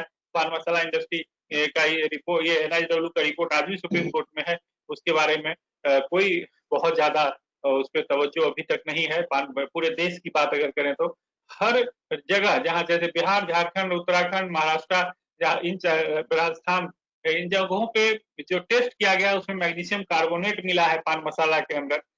जो बिहार में निकोटीन पॉजिटिव मिला है, जो आपने अभी देखा 7 ब्रांड पॉजिटिव है निकोटीन, 0 ये फॉल्स क्लेम जो ये लोग करते हैं। तो इन तमाम कारगुजारियों के बावजूद भी रजनीगंधा का जब ऐड आता है तो लिखता है कि मैं यूं ही नहीं मैं रजनीगंधा बन जाता हूँ। तो अब क्या कहानी है, क्या खेल है पीछे, ये तो वही लोग समझेंगे। लेकिन हमारा मानना है कि इतनी कमियों के बावजूद आज भी रजनीगंधा या पान मसाला इंडस्ट्री इतना फल फूल रहा है। तो मेरा मानना यह है कि क्या सिर्फ बिहार में ही जो बिक रहा है प्रोडक्ट वही हानिकारक तो नहीं है, पूरे देश में ये प्रोडक्ट सप्लाई हो रहा है, चाहे उत्तर प्रदेश हो या उत्तराखंड हो या और भी कोई प्रदेश हो, हर जगह। तो इसके लिए राज्य सरकार, बिहार सरकार ने गवर्नमेंट ऑफ इंडिया को लिखा कि इन तमाम पान मसाला कंपनियों के लाइसेंस कैंसिल करें, लेकिन आज भी भारत सरकार के तरफ से इसके ऊपर कोई खास जो कह सकते हैं कि कोई बहुत अच्छा अभी तक रेस्पॉन्स, कोई पॉजिटिव रेस्पॉन्स दिखा नहीं है। तो हम सबको बहुत गंभीरता से इस बात पर विचार करना चाहिए कि जिस तरह से बिहार ने किया है या जिस तरह से झारखंड ने किया है, वो ये जो सिस्टमैटिक जो पूरा बैन का जो प्रोसेस फॉलो किया है, जिस वजह से आज कोर्ट भी बिहार सरकार के ऑर्डर को ऊपर कोई नहीं कर सकी है। तो उसी तरह का इनिशिएटिव अगर उत्तर प्रदेश ले, और उत्तर प्रदेश तो अपने आप में इतना इम्पोर्टेंट हो जाता है इस मामले में। मैं आपको कुछ इम्पैक्ट बता देता हूँ जाते जाते कि क्या इम्पैक्ट हुआ था पान मसाला का जो प्रतिबंध लगा। तो देखिए, ये जो बोर्ड लगा हुआ है, ये बोर्ड पहले इस तरह से दुकानों पे दिखते थे, लेकिन ये जब पान मसाला वाला इम्पैक्ट जो बैन हुआ, उसका जो इन्फोर्समेंट ड्राइव हुआ, तो ये बोर्ड गायब हो गया, उसी दुकान का ये फोटो।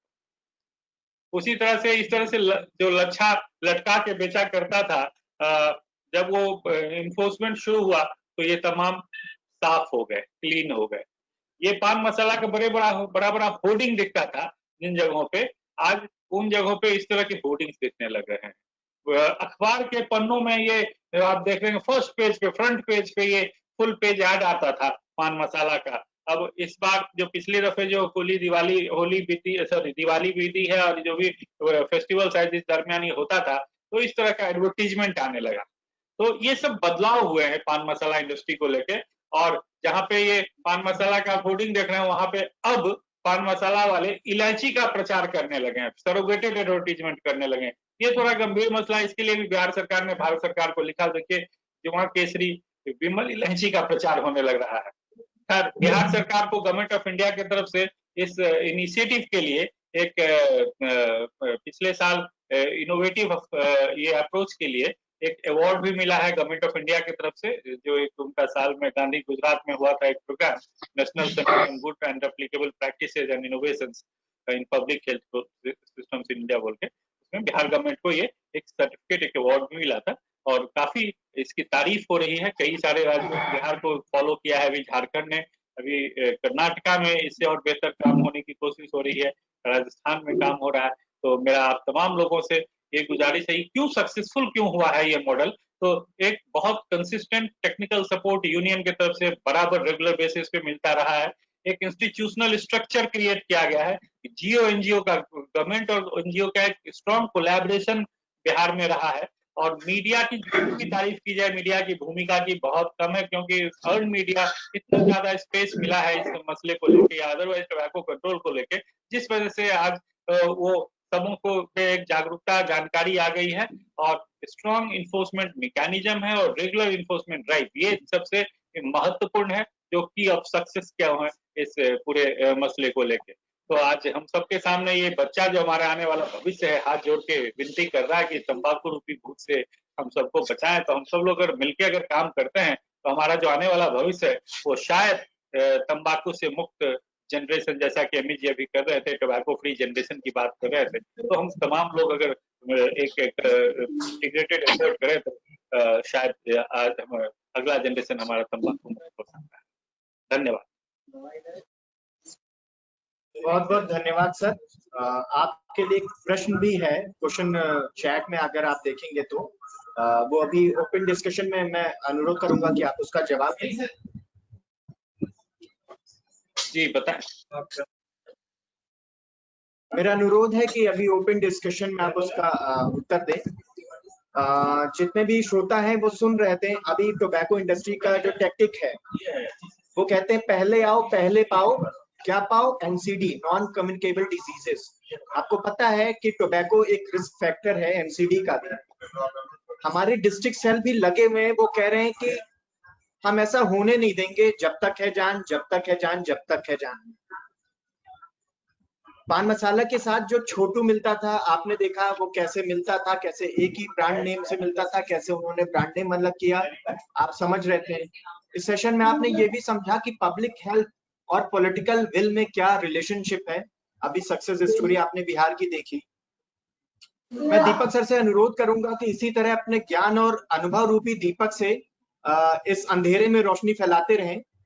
और मैं अब अगले वक्ता डॉक्टर जेएस राणा साहब से अनुरोध करूंगा कि सर, अगर हमें आप सुन रहे हैं तो प्लीज अपने आशीर्वचनों से कुछ यूपी का भी कल्याण करें। Thank you sir.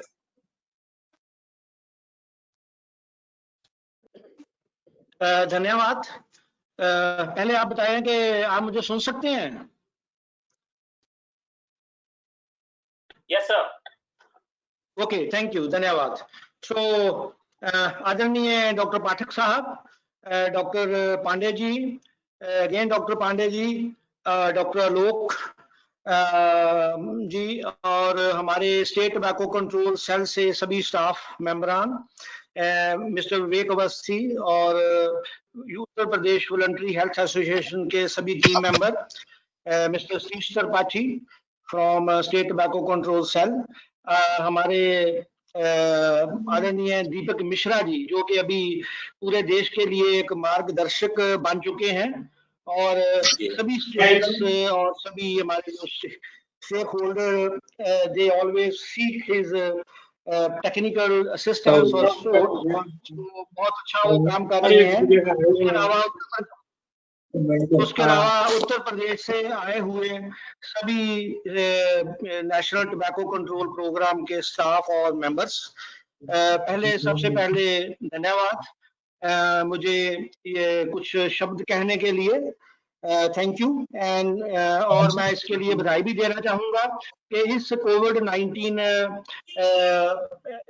पैंडेमिक के दरमियान भी आप लोगों ने ये एक बहुत ही अच्छा वेबिनार ऑर्गेनाइज किया है, तो बहुत ही अच्छी बात है। क्यों ये है, और साथ में आज के सेशन में हमने क्या देखा है, समझ रहे हैं मेरी बात? मिस्टर प्रेमदास जी, मिस्टर प्रेमदास म्यूट करिए आप। हाँ, यस। सो आज हमने जो 1-1.5 घंटे के सेशन में क्या देखा है, क्या ऑब्जर्व किया इसमें आपने देखा कि डॉक्टर आलोक जी, जो पहले नोडल ऑफिसर थे, वो इतना एक गाड़ी में जा रहे हैं, फिर भी उन्होंने टाइम निकाला और कुछ 2 शब्द कहने के लिए, कुछ मैसेज देने के लिए कि he thought it very important कि मैं भी कुछ इस सेमिनार में कुछ कहूं। तो ये चीज हमने पिछले कुछ सालों में देखा है कि जो लोग भी टबैको कंट्रोल में आए हैं, तंबाकू नियंत्रण में आए हैं, एक तरफ जहां टबैको यूज करने वाला जो तंबाकू खाता है या स्मोक करता है, एक तरफ यदि वो एडिक्ट है, तो दूसरी तरफ जो लोग तंबाकू नियंत्रण में काम कर रहे हैं वो भी बेहद अच्छा, उनको भी एक नशा है। क्यों नशा है? क्यों उन्होंने ये सोचा कि ये वाकया ही एक ऐसी चीज है जो कि एक बहुत ही हमें अच्छा काम करने की जरूरत है, क्योंकि तंबाकू नियंत्रण एक बहुत ही एक कॉस्ट इफेक्टिव इंटरवेंशन है। बहुत थोड़ा काम करने से बहुत ज्यादा बेनिफिट हमें मिलने वाला है, हमारे देश को, हमारी दुनिया को। बहुत कम इन्वेस्टमेंट है। ये एक ऐसा काम है जिसमें भारत सरकार ने एक प्रोग्राम बनाया है, एक कानून बनाया है, हमें उसको इम्प्लीमेंट करना है और बेहद इसका फायदा है। जैसे कि टीबी कंट्रोल प्रोग्राम है, बाकी जो पब्लिक हेल्थ प्रोग्राम है, वहाँ सब हमें we need to reach each and every person, बहुत ही ज्यादा और इन्वेस्टमेंट की जरूरत रहती है। लेकिन तंबाकू नियंत्रण एक ऐसा है जिसमें बहुत कम नियंत्रण, कम एफर्ट के साथ बहुत ज्यादा पब्लिक हेल्थ माइलेज इसके साथ मिलता है। सो आपने डॉक्टर आलोक जी का देखा, बहुत ही अच्छा, जितने साल उन्होंने यहाँ काम किया है, बेहद उत्तर प्रदेश राज्य में तंबाकू नियंत्रण पर काफी काम हुआ और हमारी इच्छा है कि ये काम चलता रहेगा। Uttar Pradesh is already leader now in tobacco control और बहुत सारे अच्छे एक्सपीरियंस हम उत्तर प्रदेश से सीख रहे हैं। यदि आप कहें कि हम क्या करते हैं, हम बेसिकली एक जगह से अच्छा एक्सपीरियंस सीख के उसको दूसरे के साथ शेयर करते हैं, जैसा कि अभी आज दीपक मिश्रा जी कर रहे हैं। और आज हमने और क्या देखा है कि देखिए टबैको कंट्रोल की जो बाकी एक्टिविटीज हैं, जैसा कि हमारा नेशनल टबैको कंट्रोल प्रोग्राम में बताई गई हैं, उसमें हम आईसी करते हैं, स्कूल हेल्थ प्रोग्राम कर रहे हैं, कॉटपा का एनफोर्समेंट कर रहे हैं, उसके अलावा हम टबैको सजेशन सेंटर को भी चलाने की कोशिश कर रहे हैं। अभी बहुत काम होने की जरूरत है उस वाले में, लेकिन उसके अलावा क्या क्या और चीजें हैं जो करनी चाहिए। तो आज आपने 3 एक्सपीरियंस और नए सीखे जिनको हम इनोवेटिव वेज कह सकते हैं, क्योंकि तंबाकू को हमें चारों तरफ से घेरने की जरूरत है। और उसके लिए आज हमारे प्रेजेंटर ने टबैको वेंडर लाइसेंसिंग का बात किया, एज जो 20 अभी 18 साल है उसको कैसे क्यों 21 करने से क्या फायदे होंगे। और दीपक मिश्रा जी ने शेयर किया कि स्मोकलेस टबैको कंट्रोल के लिए पान मसाला कंट्रोल भी क्यों जरूरी है। सो ये सब चीजें जो हैं ये भी एक इनोवेटिव वेज हैं, इसको करने के नए तरीके हैं। आज बहुत सारी स्टेट्स इस पे काम कर रही हैं, जैसा कि आज आपको एग्जांपल भी दिए गए हैं। साथ ही साथ अब मैं एक चीज और लास्ट मैसेज एक देना चाहूंगा कि अभी तक हमारी जो मोस्ट ऑफ एफर्ट्स हैं, जो हमारे जो प्रयास है, वो अभी तक हमारे शहरों के लिए और छोटे टाउन्स के लिए सीमित रहे हैं।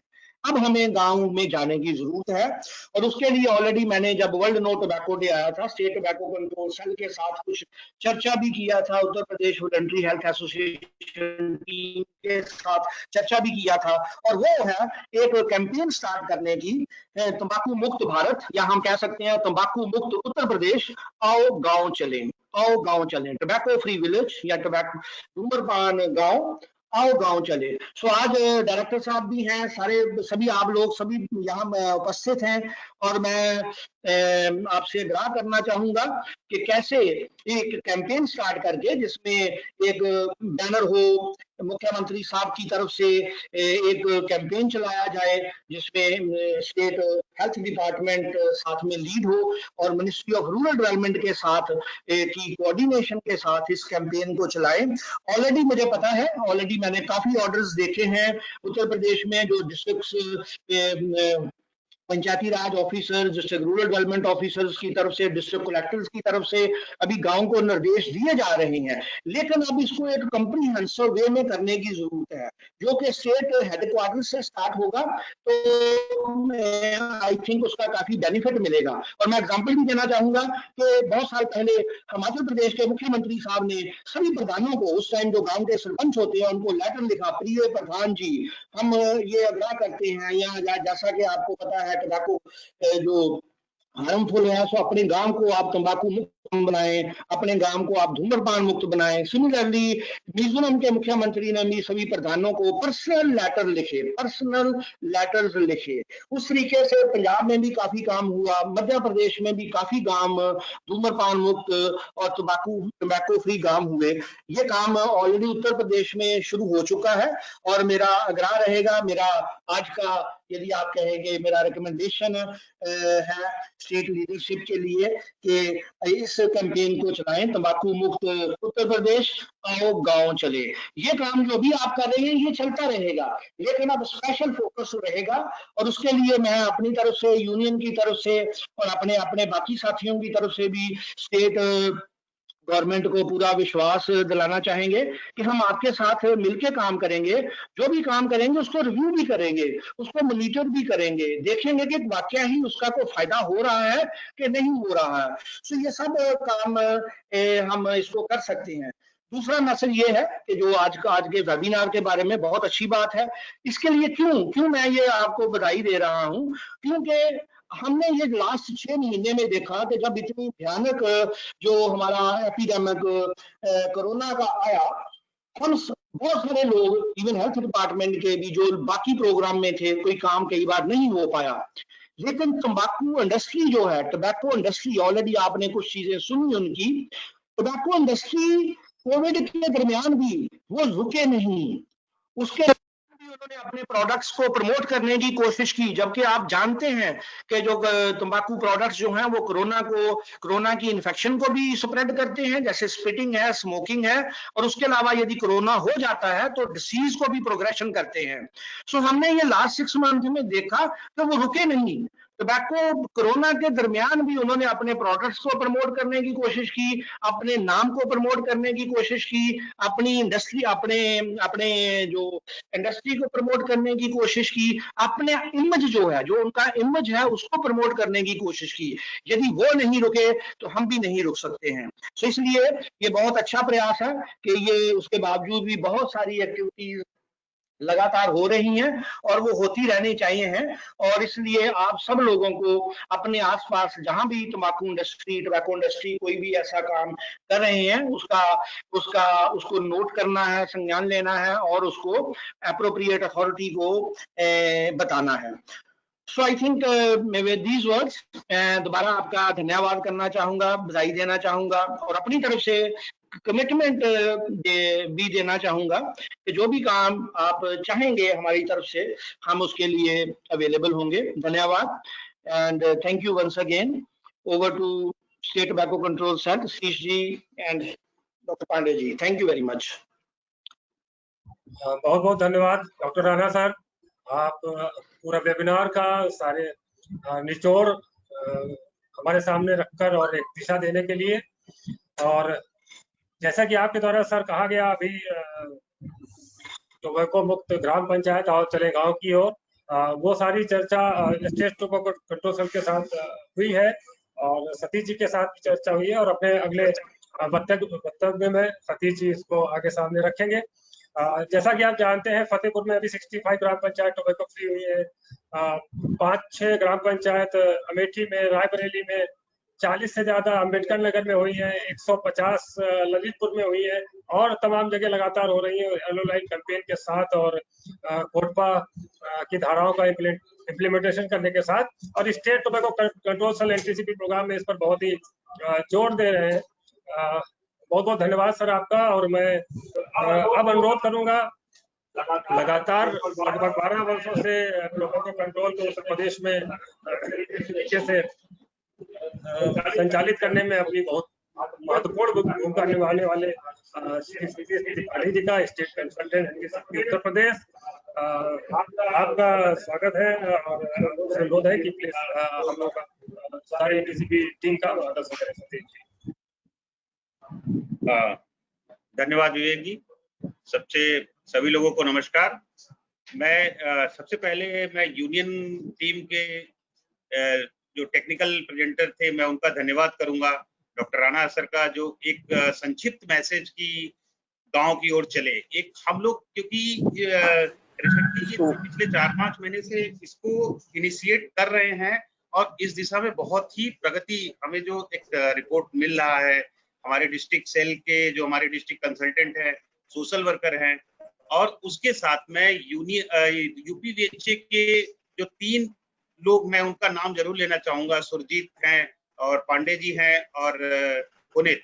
ये तीनों लोग मिलके हमारे टीम को, हमारे सेल को, डिस्ट्रिक्ट सेल को बहुत ही सपोर्ट कर रहे हैं, जिसकी वजह से जो हम लोग स्टेट में ऑर्डर निकालते हैं उसको किस तरह से सभी लोगों से कोऑर्डिनेट करना और विभागों से करना, ये सारी एक्टिविटी की जा रही है।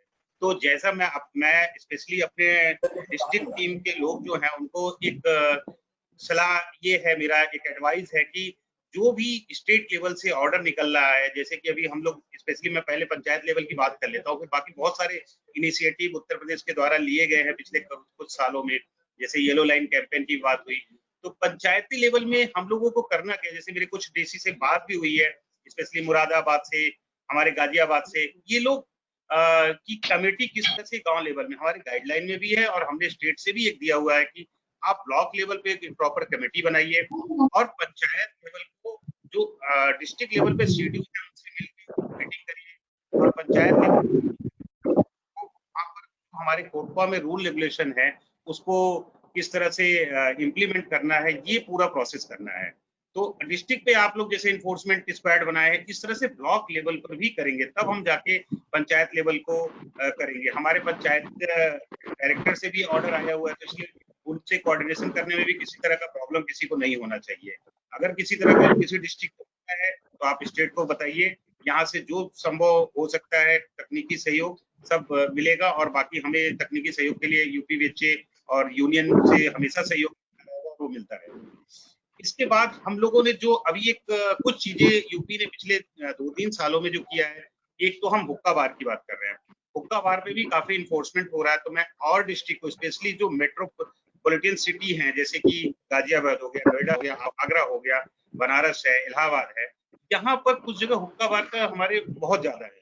तो ये हम करना क्या है, हमारे डीसी लोगों को या नोडल ये लोग कोऑर्डिनेट करें जो वहाँ के एफटीए डिपार्टमेंट है, पुलिस डिपार्टमेंट है, कि करना आपको सिर्फ कोऑर्डिनेट करना है, जिनसे कि इन्फोर्समेंट का काम उनको करना है पूरे प्रॉपर तरीके से, तो वो एक सक्सेसफुल हो सकता है।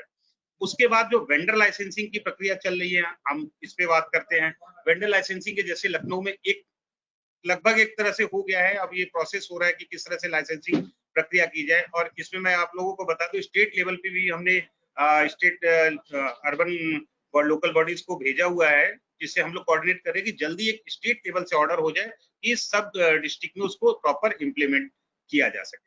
तो आप लोग इस पर भी एक अपने जो एमसीडी के नगर निगम के कमिश्नर हैं उनसे मिल सकते हैं, उनको सेंसिटाइज कर सकते हैं, उनकी ट्रेनिंग करें, तो कि इसके क्या फायदे हैं। जैसे बेसिकली आज का जो है ट्रेनिंग है, जो वेबिनार हो रहा है, हम लोग यूथ को कैसे प्रोटेक्ट करते हैं, तो ये वेंडर लाइसेंसिंग की प्रक्रिया के द्वारा कर सकते हैं। बाकी हम डिस्ट्रिक्ट टीम को एक चीज और करेंगे, हम लोगों ने पूरा जो इस साल का हमारे डायरेक्टर साहब ने शुरू में जो बताया कि 22 करोड़ रुपए का जो डिस्ट्रिक्ट को भेजा गया है, उसकी प्रॉपर गाइडलाइन हम लोगों ने भेजा हुआ है, जिसमें सारा ट्रेनिंग से लेके आईसी मटेरियल से और क्या मेडिसिन प्रोक्योरमेंट का है और किसको किसको क्या ट्रेनिंग देनी है, वो सारा एक प्रॉपर गाइडलाइन है। उसमें अगर किसी को प्रॉब्लम हो तो आप लोग पूछ सकते हैं। तो ये इसको एक्टिविटी को आप ट्रेनिंग इसी वेबिनार के माध्यम से करा सकते हैं लोगों को, अलग अलग सभी स्टेक होल्डर का। आप एजुकेशन डिपार्टमेंट का कराइए, पुलिस डिपार्टमेंट का कराइए, एमसीआर जो मंथली क्राइम रिव्यू मीटिंग होती है उसमें अपने टोबैको कंट्रोल प्रोग्राम को किस तरह से इंक्लूड करके उनसे मंथली, अभी हो क्या रहा है कि मैं एक चीज और शेयर करना चाहूंगा, जो MCR monthly crime review meeting होती है, रिपोर्ट प्रॉपर आ रही है, लेकिन उनका रिपोर्टिंग जीरो आ रहा है। रिपोर्टिंग कर रहे हैं, यही अभी स्टार्टिंग है, पर उसको थोड़ा सा आप लोग मोटिवेट करिए। क्या वहां पर हम तो ये मान लेंगे कि अगर जीरो रिपोर्टिंग है तो वो स्मोक फ्री या टोबैको फ्री डिस्ट्रिक्ट है, तो आप लोग वहां के एसपी से एसएसपी से जो भी है मिलिए, और मंथली क्राइम रिव्यू मीटिंग में एक एजेंडा मंथ में एक बार होता है, आप उसमें पार्टिसिपेट करिए। मैं जाके कई बार जगह पर किया हूँ उसको, तो आप लोग भी उसमें नोडल के माध्यम से जाके ट्रेनिंग को सेंसिटाइज कर सकते हैं। दूसरा जो हमारा येलो लाइन कैंपेन चल रहा है, अभी हम लोगों ने एक लेटर भेजा था सभी डिस्ट्रिक्ट को कि 2 तारीख से 2 अक्टूबर से महात्मा गांधी जयंती के उसके था कि 15 दिन का एक अभियान चला के जितने भी और भी डिपार्टमेंट, इसलिए कहा था कि पंचायती राज की जो बात कर रहे हैं कि ब्लॉक लेवल तक आप जाइए और सारे जो ऑफिसेज है, पंचायती भवन है, प्रधान का जो जितने भवन है, वो सबको येलो लाइन के माध्यम से वहाँ के जो हेड ऑफ डिपार्टमेंट है उनसे मिलके उस एरिया में जितने ऑफिस है उसका एक बना के उसको येलो लाइन के माध्यम से वो टोबैको फ्री डिक्लेयर। दूसरी बात, अब एक और हम लोग टोबैको फ्री एजुकेशनल इंस्टीट्यूशन की करते हैं। भारत सरकार के द्वारा एक गाइडलाइन है ऑलरेडी, खैर 2016 से हम लोग कर रहे हैं। आप लोगों को पता है कि एनजीओ के माध्यम से अभी 43 एनजीओ हमारे जो स्कूल प्रोग्राम की गतिविधि कर रहे हैं, हर साल जो 70 स्कूल करने हैं, लेकिन उसमें कुछ चीजें कमियां हैं कि उनकी प्रॉपर जो उनको गाइडलाइन दिया गया है उसके अकॉर्डिंग, और जो अभी भारत सरकार की गाइडलाइन है उसको भी हमने आप लोगों को शेयर किया हुआ है कि किस तरह से जो 9 पॉइंट है कि स्कूल में सिर्फ एक एक्टिविटी करके नहीं चले आना है, प्रॉपर एक कमेटी बनाना है, वहाँ साइनेज लगना चाहिए। स्कूल के आसपास अगर टोबैको की दुकान है, कोटपा अधिनियम के अंतर्गत पता ही आपको सेक्शन 6 में कि कैसे दुकानों को हटवाना है, वहां पर किसको, पुलिस को जो लोकल थाना है वहां कंप्लेन करिए कि ये इस लॉ का वायलेशन है, आप इसको हटाइए। तो ये जब ये 5-6 जो 9 क्राइटेरिया है इसको पूरा फॉलो करके तब हम उस पर्टिकुलर स्कूल को कह सकते हैं कि ये टोबैको फ्री स्कूल है।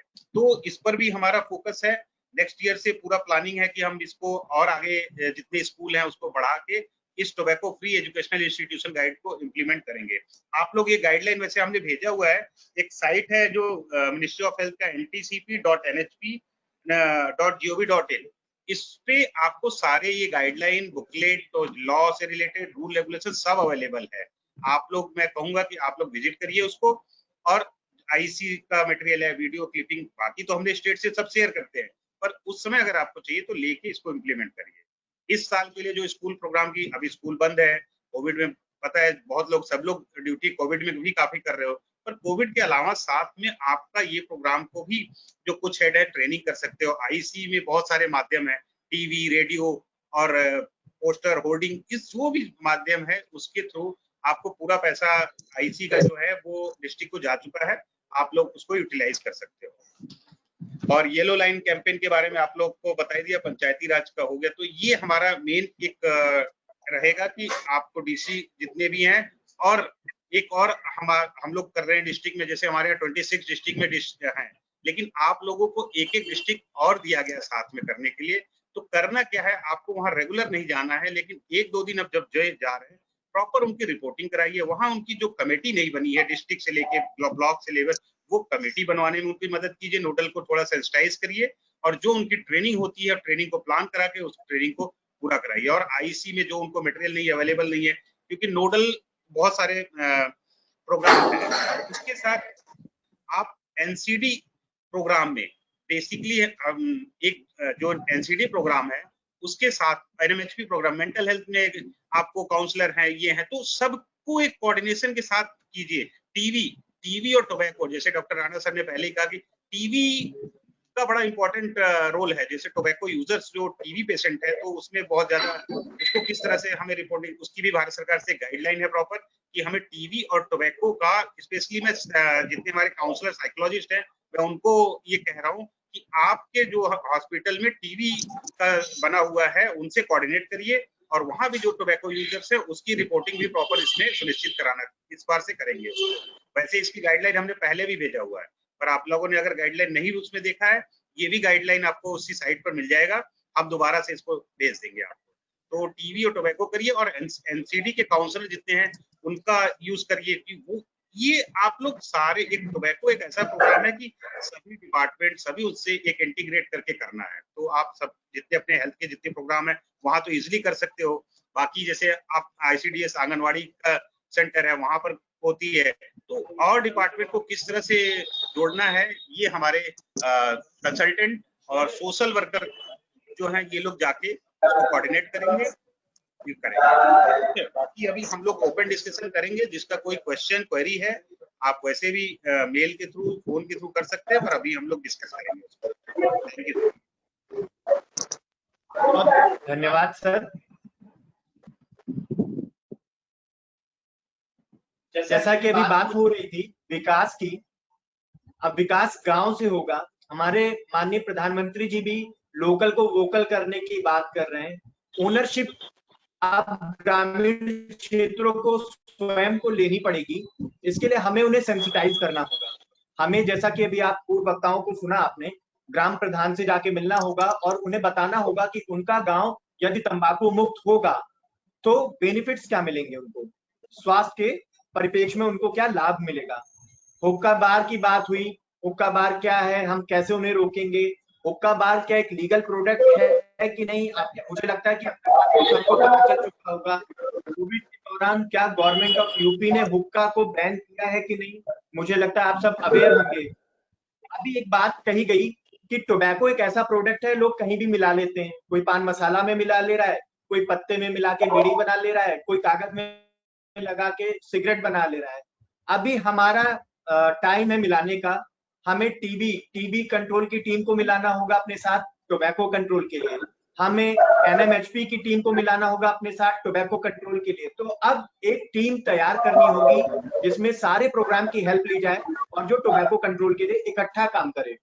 तो अभी टेक्निकल सेशन हमारा समाप्त हुआ है, पूर्ण हुआ है, और ये ओपन डिस्कशन है, और मैं डायरेक्टर साहब और एसएनओ डॉक्टर सुनील पांडे साहब की परमिशन से अब ये ओपन डिस्कशन राउंड स्टार्ट करता हूँ। साथ ही अपने टेक्निकल जो हमारे एक्सपर्ट हैं प्रणय लाल सर और मिस्टर अमित यादव साहब और श्री सतीश त्रिपाठी सर, उनसे अनुरोध करूंगा कि जो चैट में ये जो क्वेश्चन आ रहे हैं उनका जवाब दें। बहुत बहुत धन्यवाद सर।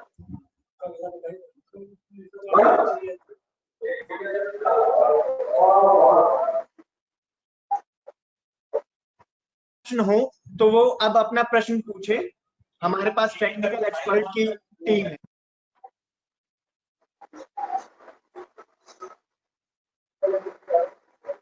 मैं दीपक प्रश्न है कि क्या वेडिंग सेरेमनी में हुक्का अलाउ है कि नहीं? नहीं, ये जो क्वेश्चन है मेरे ख्याल से इसमें जो लॉ में है इस पर और इस पर नहीं करना चाहिए। पहली बार ये प्रतिबंधित है, ये जो कहीं भी अलाउ ही नहीं है, तो चाहे वो जो भी प्लेस हो वहाँ पर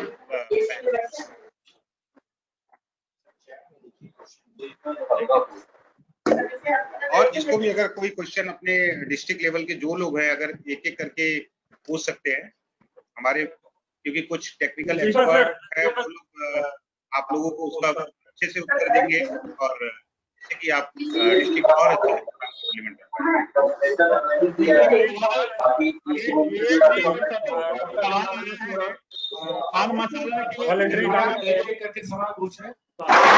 मैं ले रहा हूँ sir. What are the most popular pan masala brand used to advertise a year-by about using best quality katha and elaichi? As elaichi is a food item, will it fall under food safety? क्या respond करें please?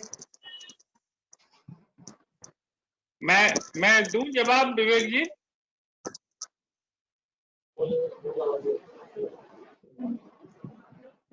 विवेक जी मैं बताऊं? अमित जी हैं? अमित जी, एक question इसमें है chat में section 5 और 7 के इन्फोर्समेंट के लिए स्पेशली कि if you found without warning product उसको कैसे करना है।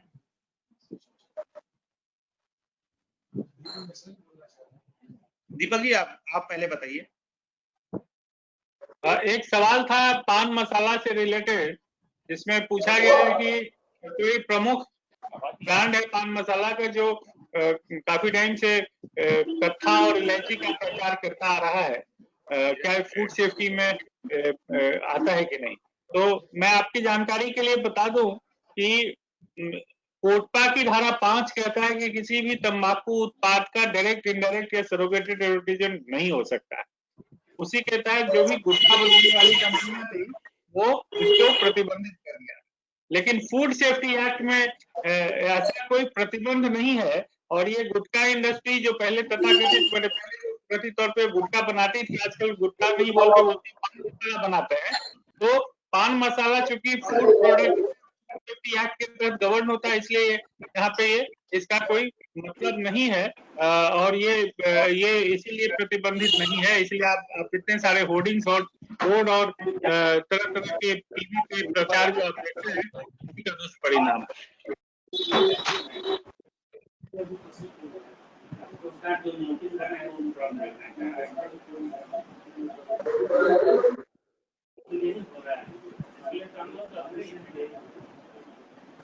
इसमें आपको आइडिया देते हैं।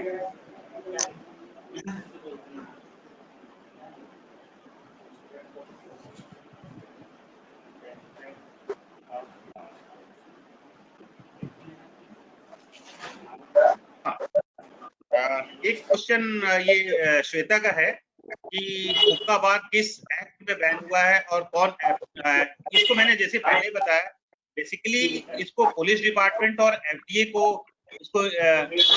को करना है और ये आईपीसी की जो धाराएं हैं वो उसमें लगेंगी, इसके अंतर्गत बैन किया। ये मैंने ऑर्डर सभी डिस्ट्रिक्ट को भेजा हुआ है, सुप्रीम हाईकोर्ट इलाहाबाद का ऑर्डर है और उसके बाद जो अपने सेक्रेटरी होम का भी ऑर्डर है उसमें। तो इसको आप एक बार देख लीजिए, उसको क्या करना है वो सारी गाइडलाइन उसमें प्रॉपर दिया गया है।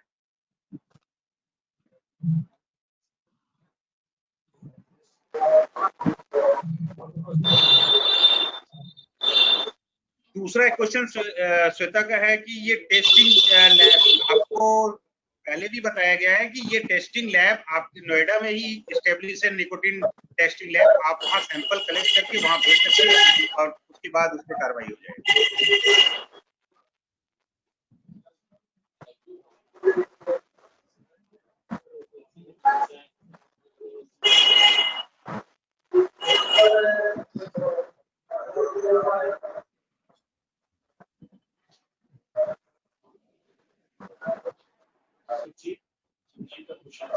क्या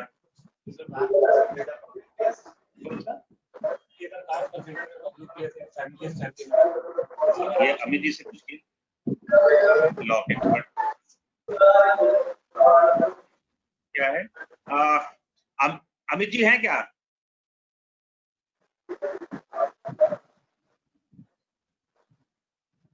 नहीं है क्या? मिश्रा जी, दीपक मिश्रा जी, ये क्वेश्चन है, car considered a public place if someone is smoking in car in with his family, car को क्या पब्लिक प्लेस मानेंगे? देखिए कार तो क्यों प्राइवेट, देखिए अगर वो बस हो या टैक्सी हो तो पब्लिक प्लेस हो जाएगा, अगर किसी का पर्सनल प्राइवेट कार है तो उसको कैसे आप पब्लिक प्लेस मांगे? नहीं, अगर उसमें फैमिली मेंबर हो, 4-5 लोग बैठे हों। नहीं, मेरा मानना, देखिए वो कहीं पे इस तरह का जो कानूनी तौर पे जो भी बातें लिखी हुई हैं पूर्वा में, आपका अपना घर या जो भी प्राइवेट स्पेस है, चाहे आपका घर है या अपना खुद का कैंपस है या खुद की गाड़ी है, तो उसको पब्लिक प्लेस की कैटेगरी में नहीं रखा गया है। बेशक उस गाड़ी में आपकी फैमिली मेंबर्स है, but that is not a public place as such. अगर वही टैक्सी है या कोई बस है या ट्रेन है, जो भी इस तरह का पब्लिक ट्रांसपोर्ट जब तक नहीं है तब तक वो पब्लिक प्लेस की कैटेगरी में नहीं आना चाहिए। ओके, मुझे लगता है सुरजीत को जवाब मिल गया होगा।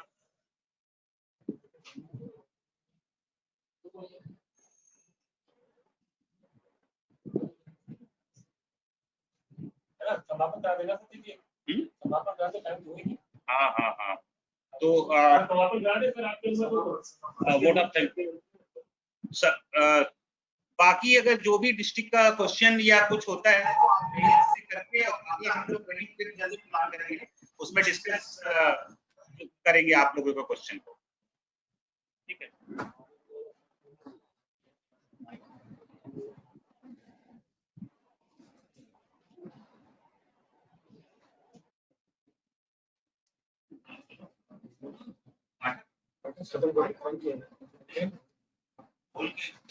बहुत बहुत धन्यवाद।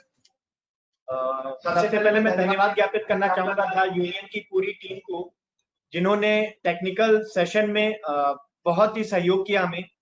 धन्यवाद दीपक मिश्रा जी का, जिन्होंने टेक्निकल सेशन में लोगों के प्रश्नों का उत्तर दिया और एक एग्जाम्पल सेट किया हमारे लिए कि हम यूपी में क्या कर सकते हैं। मैं विवेक जी का भी धन्यवाद ज्ञापित करूंगा, जिन्होंने ये ऑर्गेनाइज कराने में हमारे सहयोग किया। हमारे प्रतिभागी हमारे डिस्ट्रिक्ट के जो डिस्ट्रिक्ट सेल हैं, वो जानते हैं कि पान मसाला की सामाजिक स्वीकार्यता कैसे बढ़ाई जाती है। प्रचार आता है कि बारात का स्वागत तो हम पान पराग से करेंगे। क्यों करेंगे? क्योंकि इनका पान पराग बिकना है।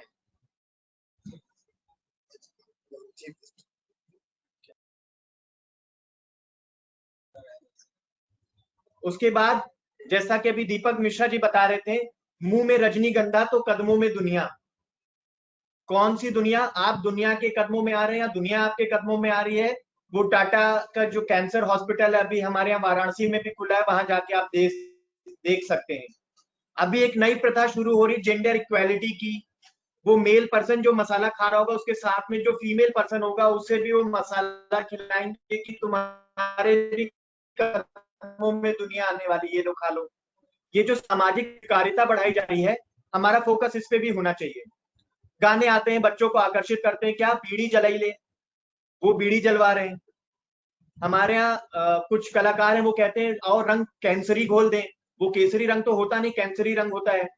हमारे अक्षय कुमार, जिनकी सोशल इमेज बहुत अच्छी बनी हुई है, वो कहते हैं तेरा प्यार हुक्का बार। हमें इस पे भी ध्यान देना होगा। अभी हाल में एक ताजा उदाहरण देता हूं, यद्यपि मैं उस प्रचार का ना ही विरोधी हूं ना ही मैं उसका फेवर कर रहा हूं। तनिष्क ने एक एड अभी लॉन्च किया था और सोशल मीडिया पर सामाजिक विरोध के चलते उसे वो प्रचार प्लेटफॉर्म से, सारे प्लेटफॉर्म से हटाना पड़ा। मैं उस प्रचार का फेवर या विरोध नहीं कर रहा हूं, लेकिन सोशल मीडिया की ताकत का आभास दिला रहा हूं अपने डिस्ट्रिक्ट के जितने भी सेल हैं कि हमें सामाजिक एक सोशल मीडिया के माध्यम से एक अभियान चलाना होगा।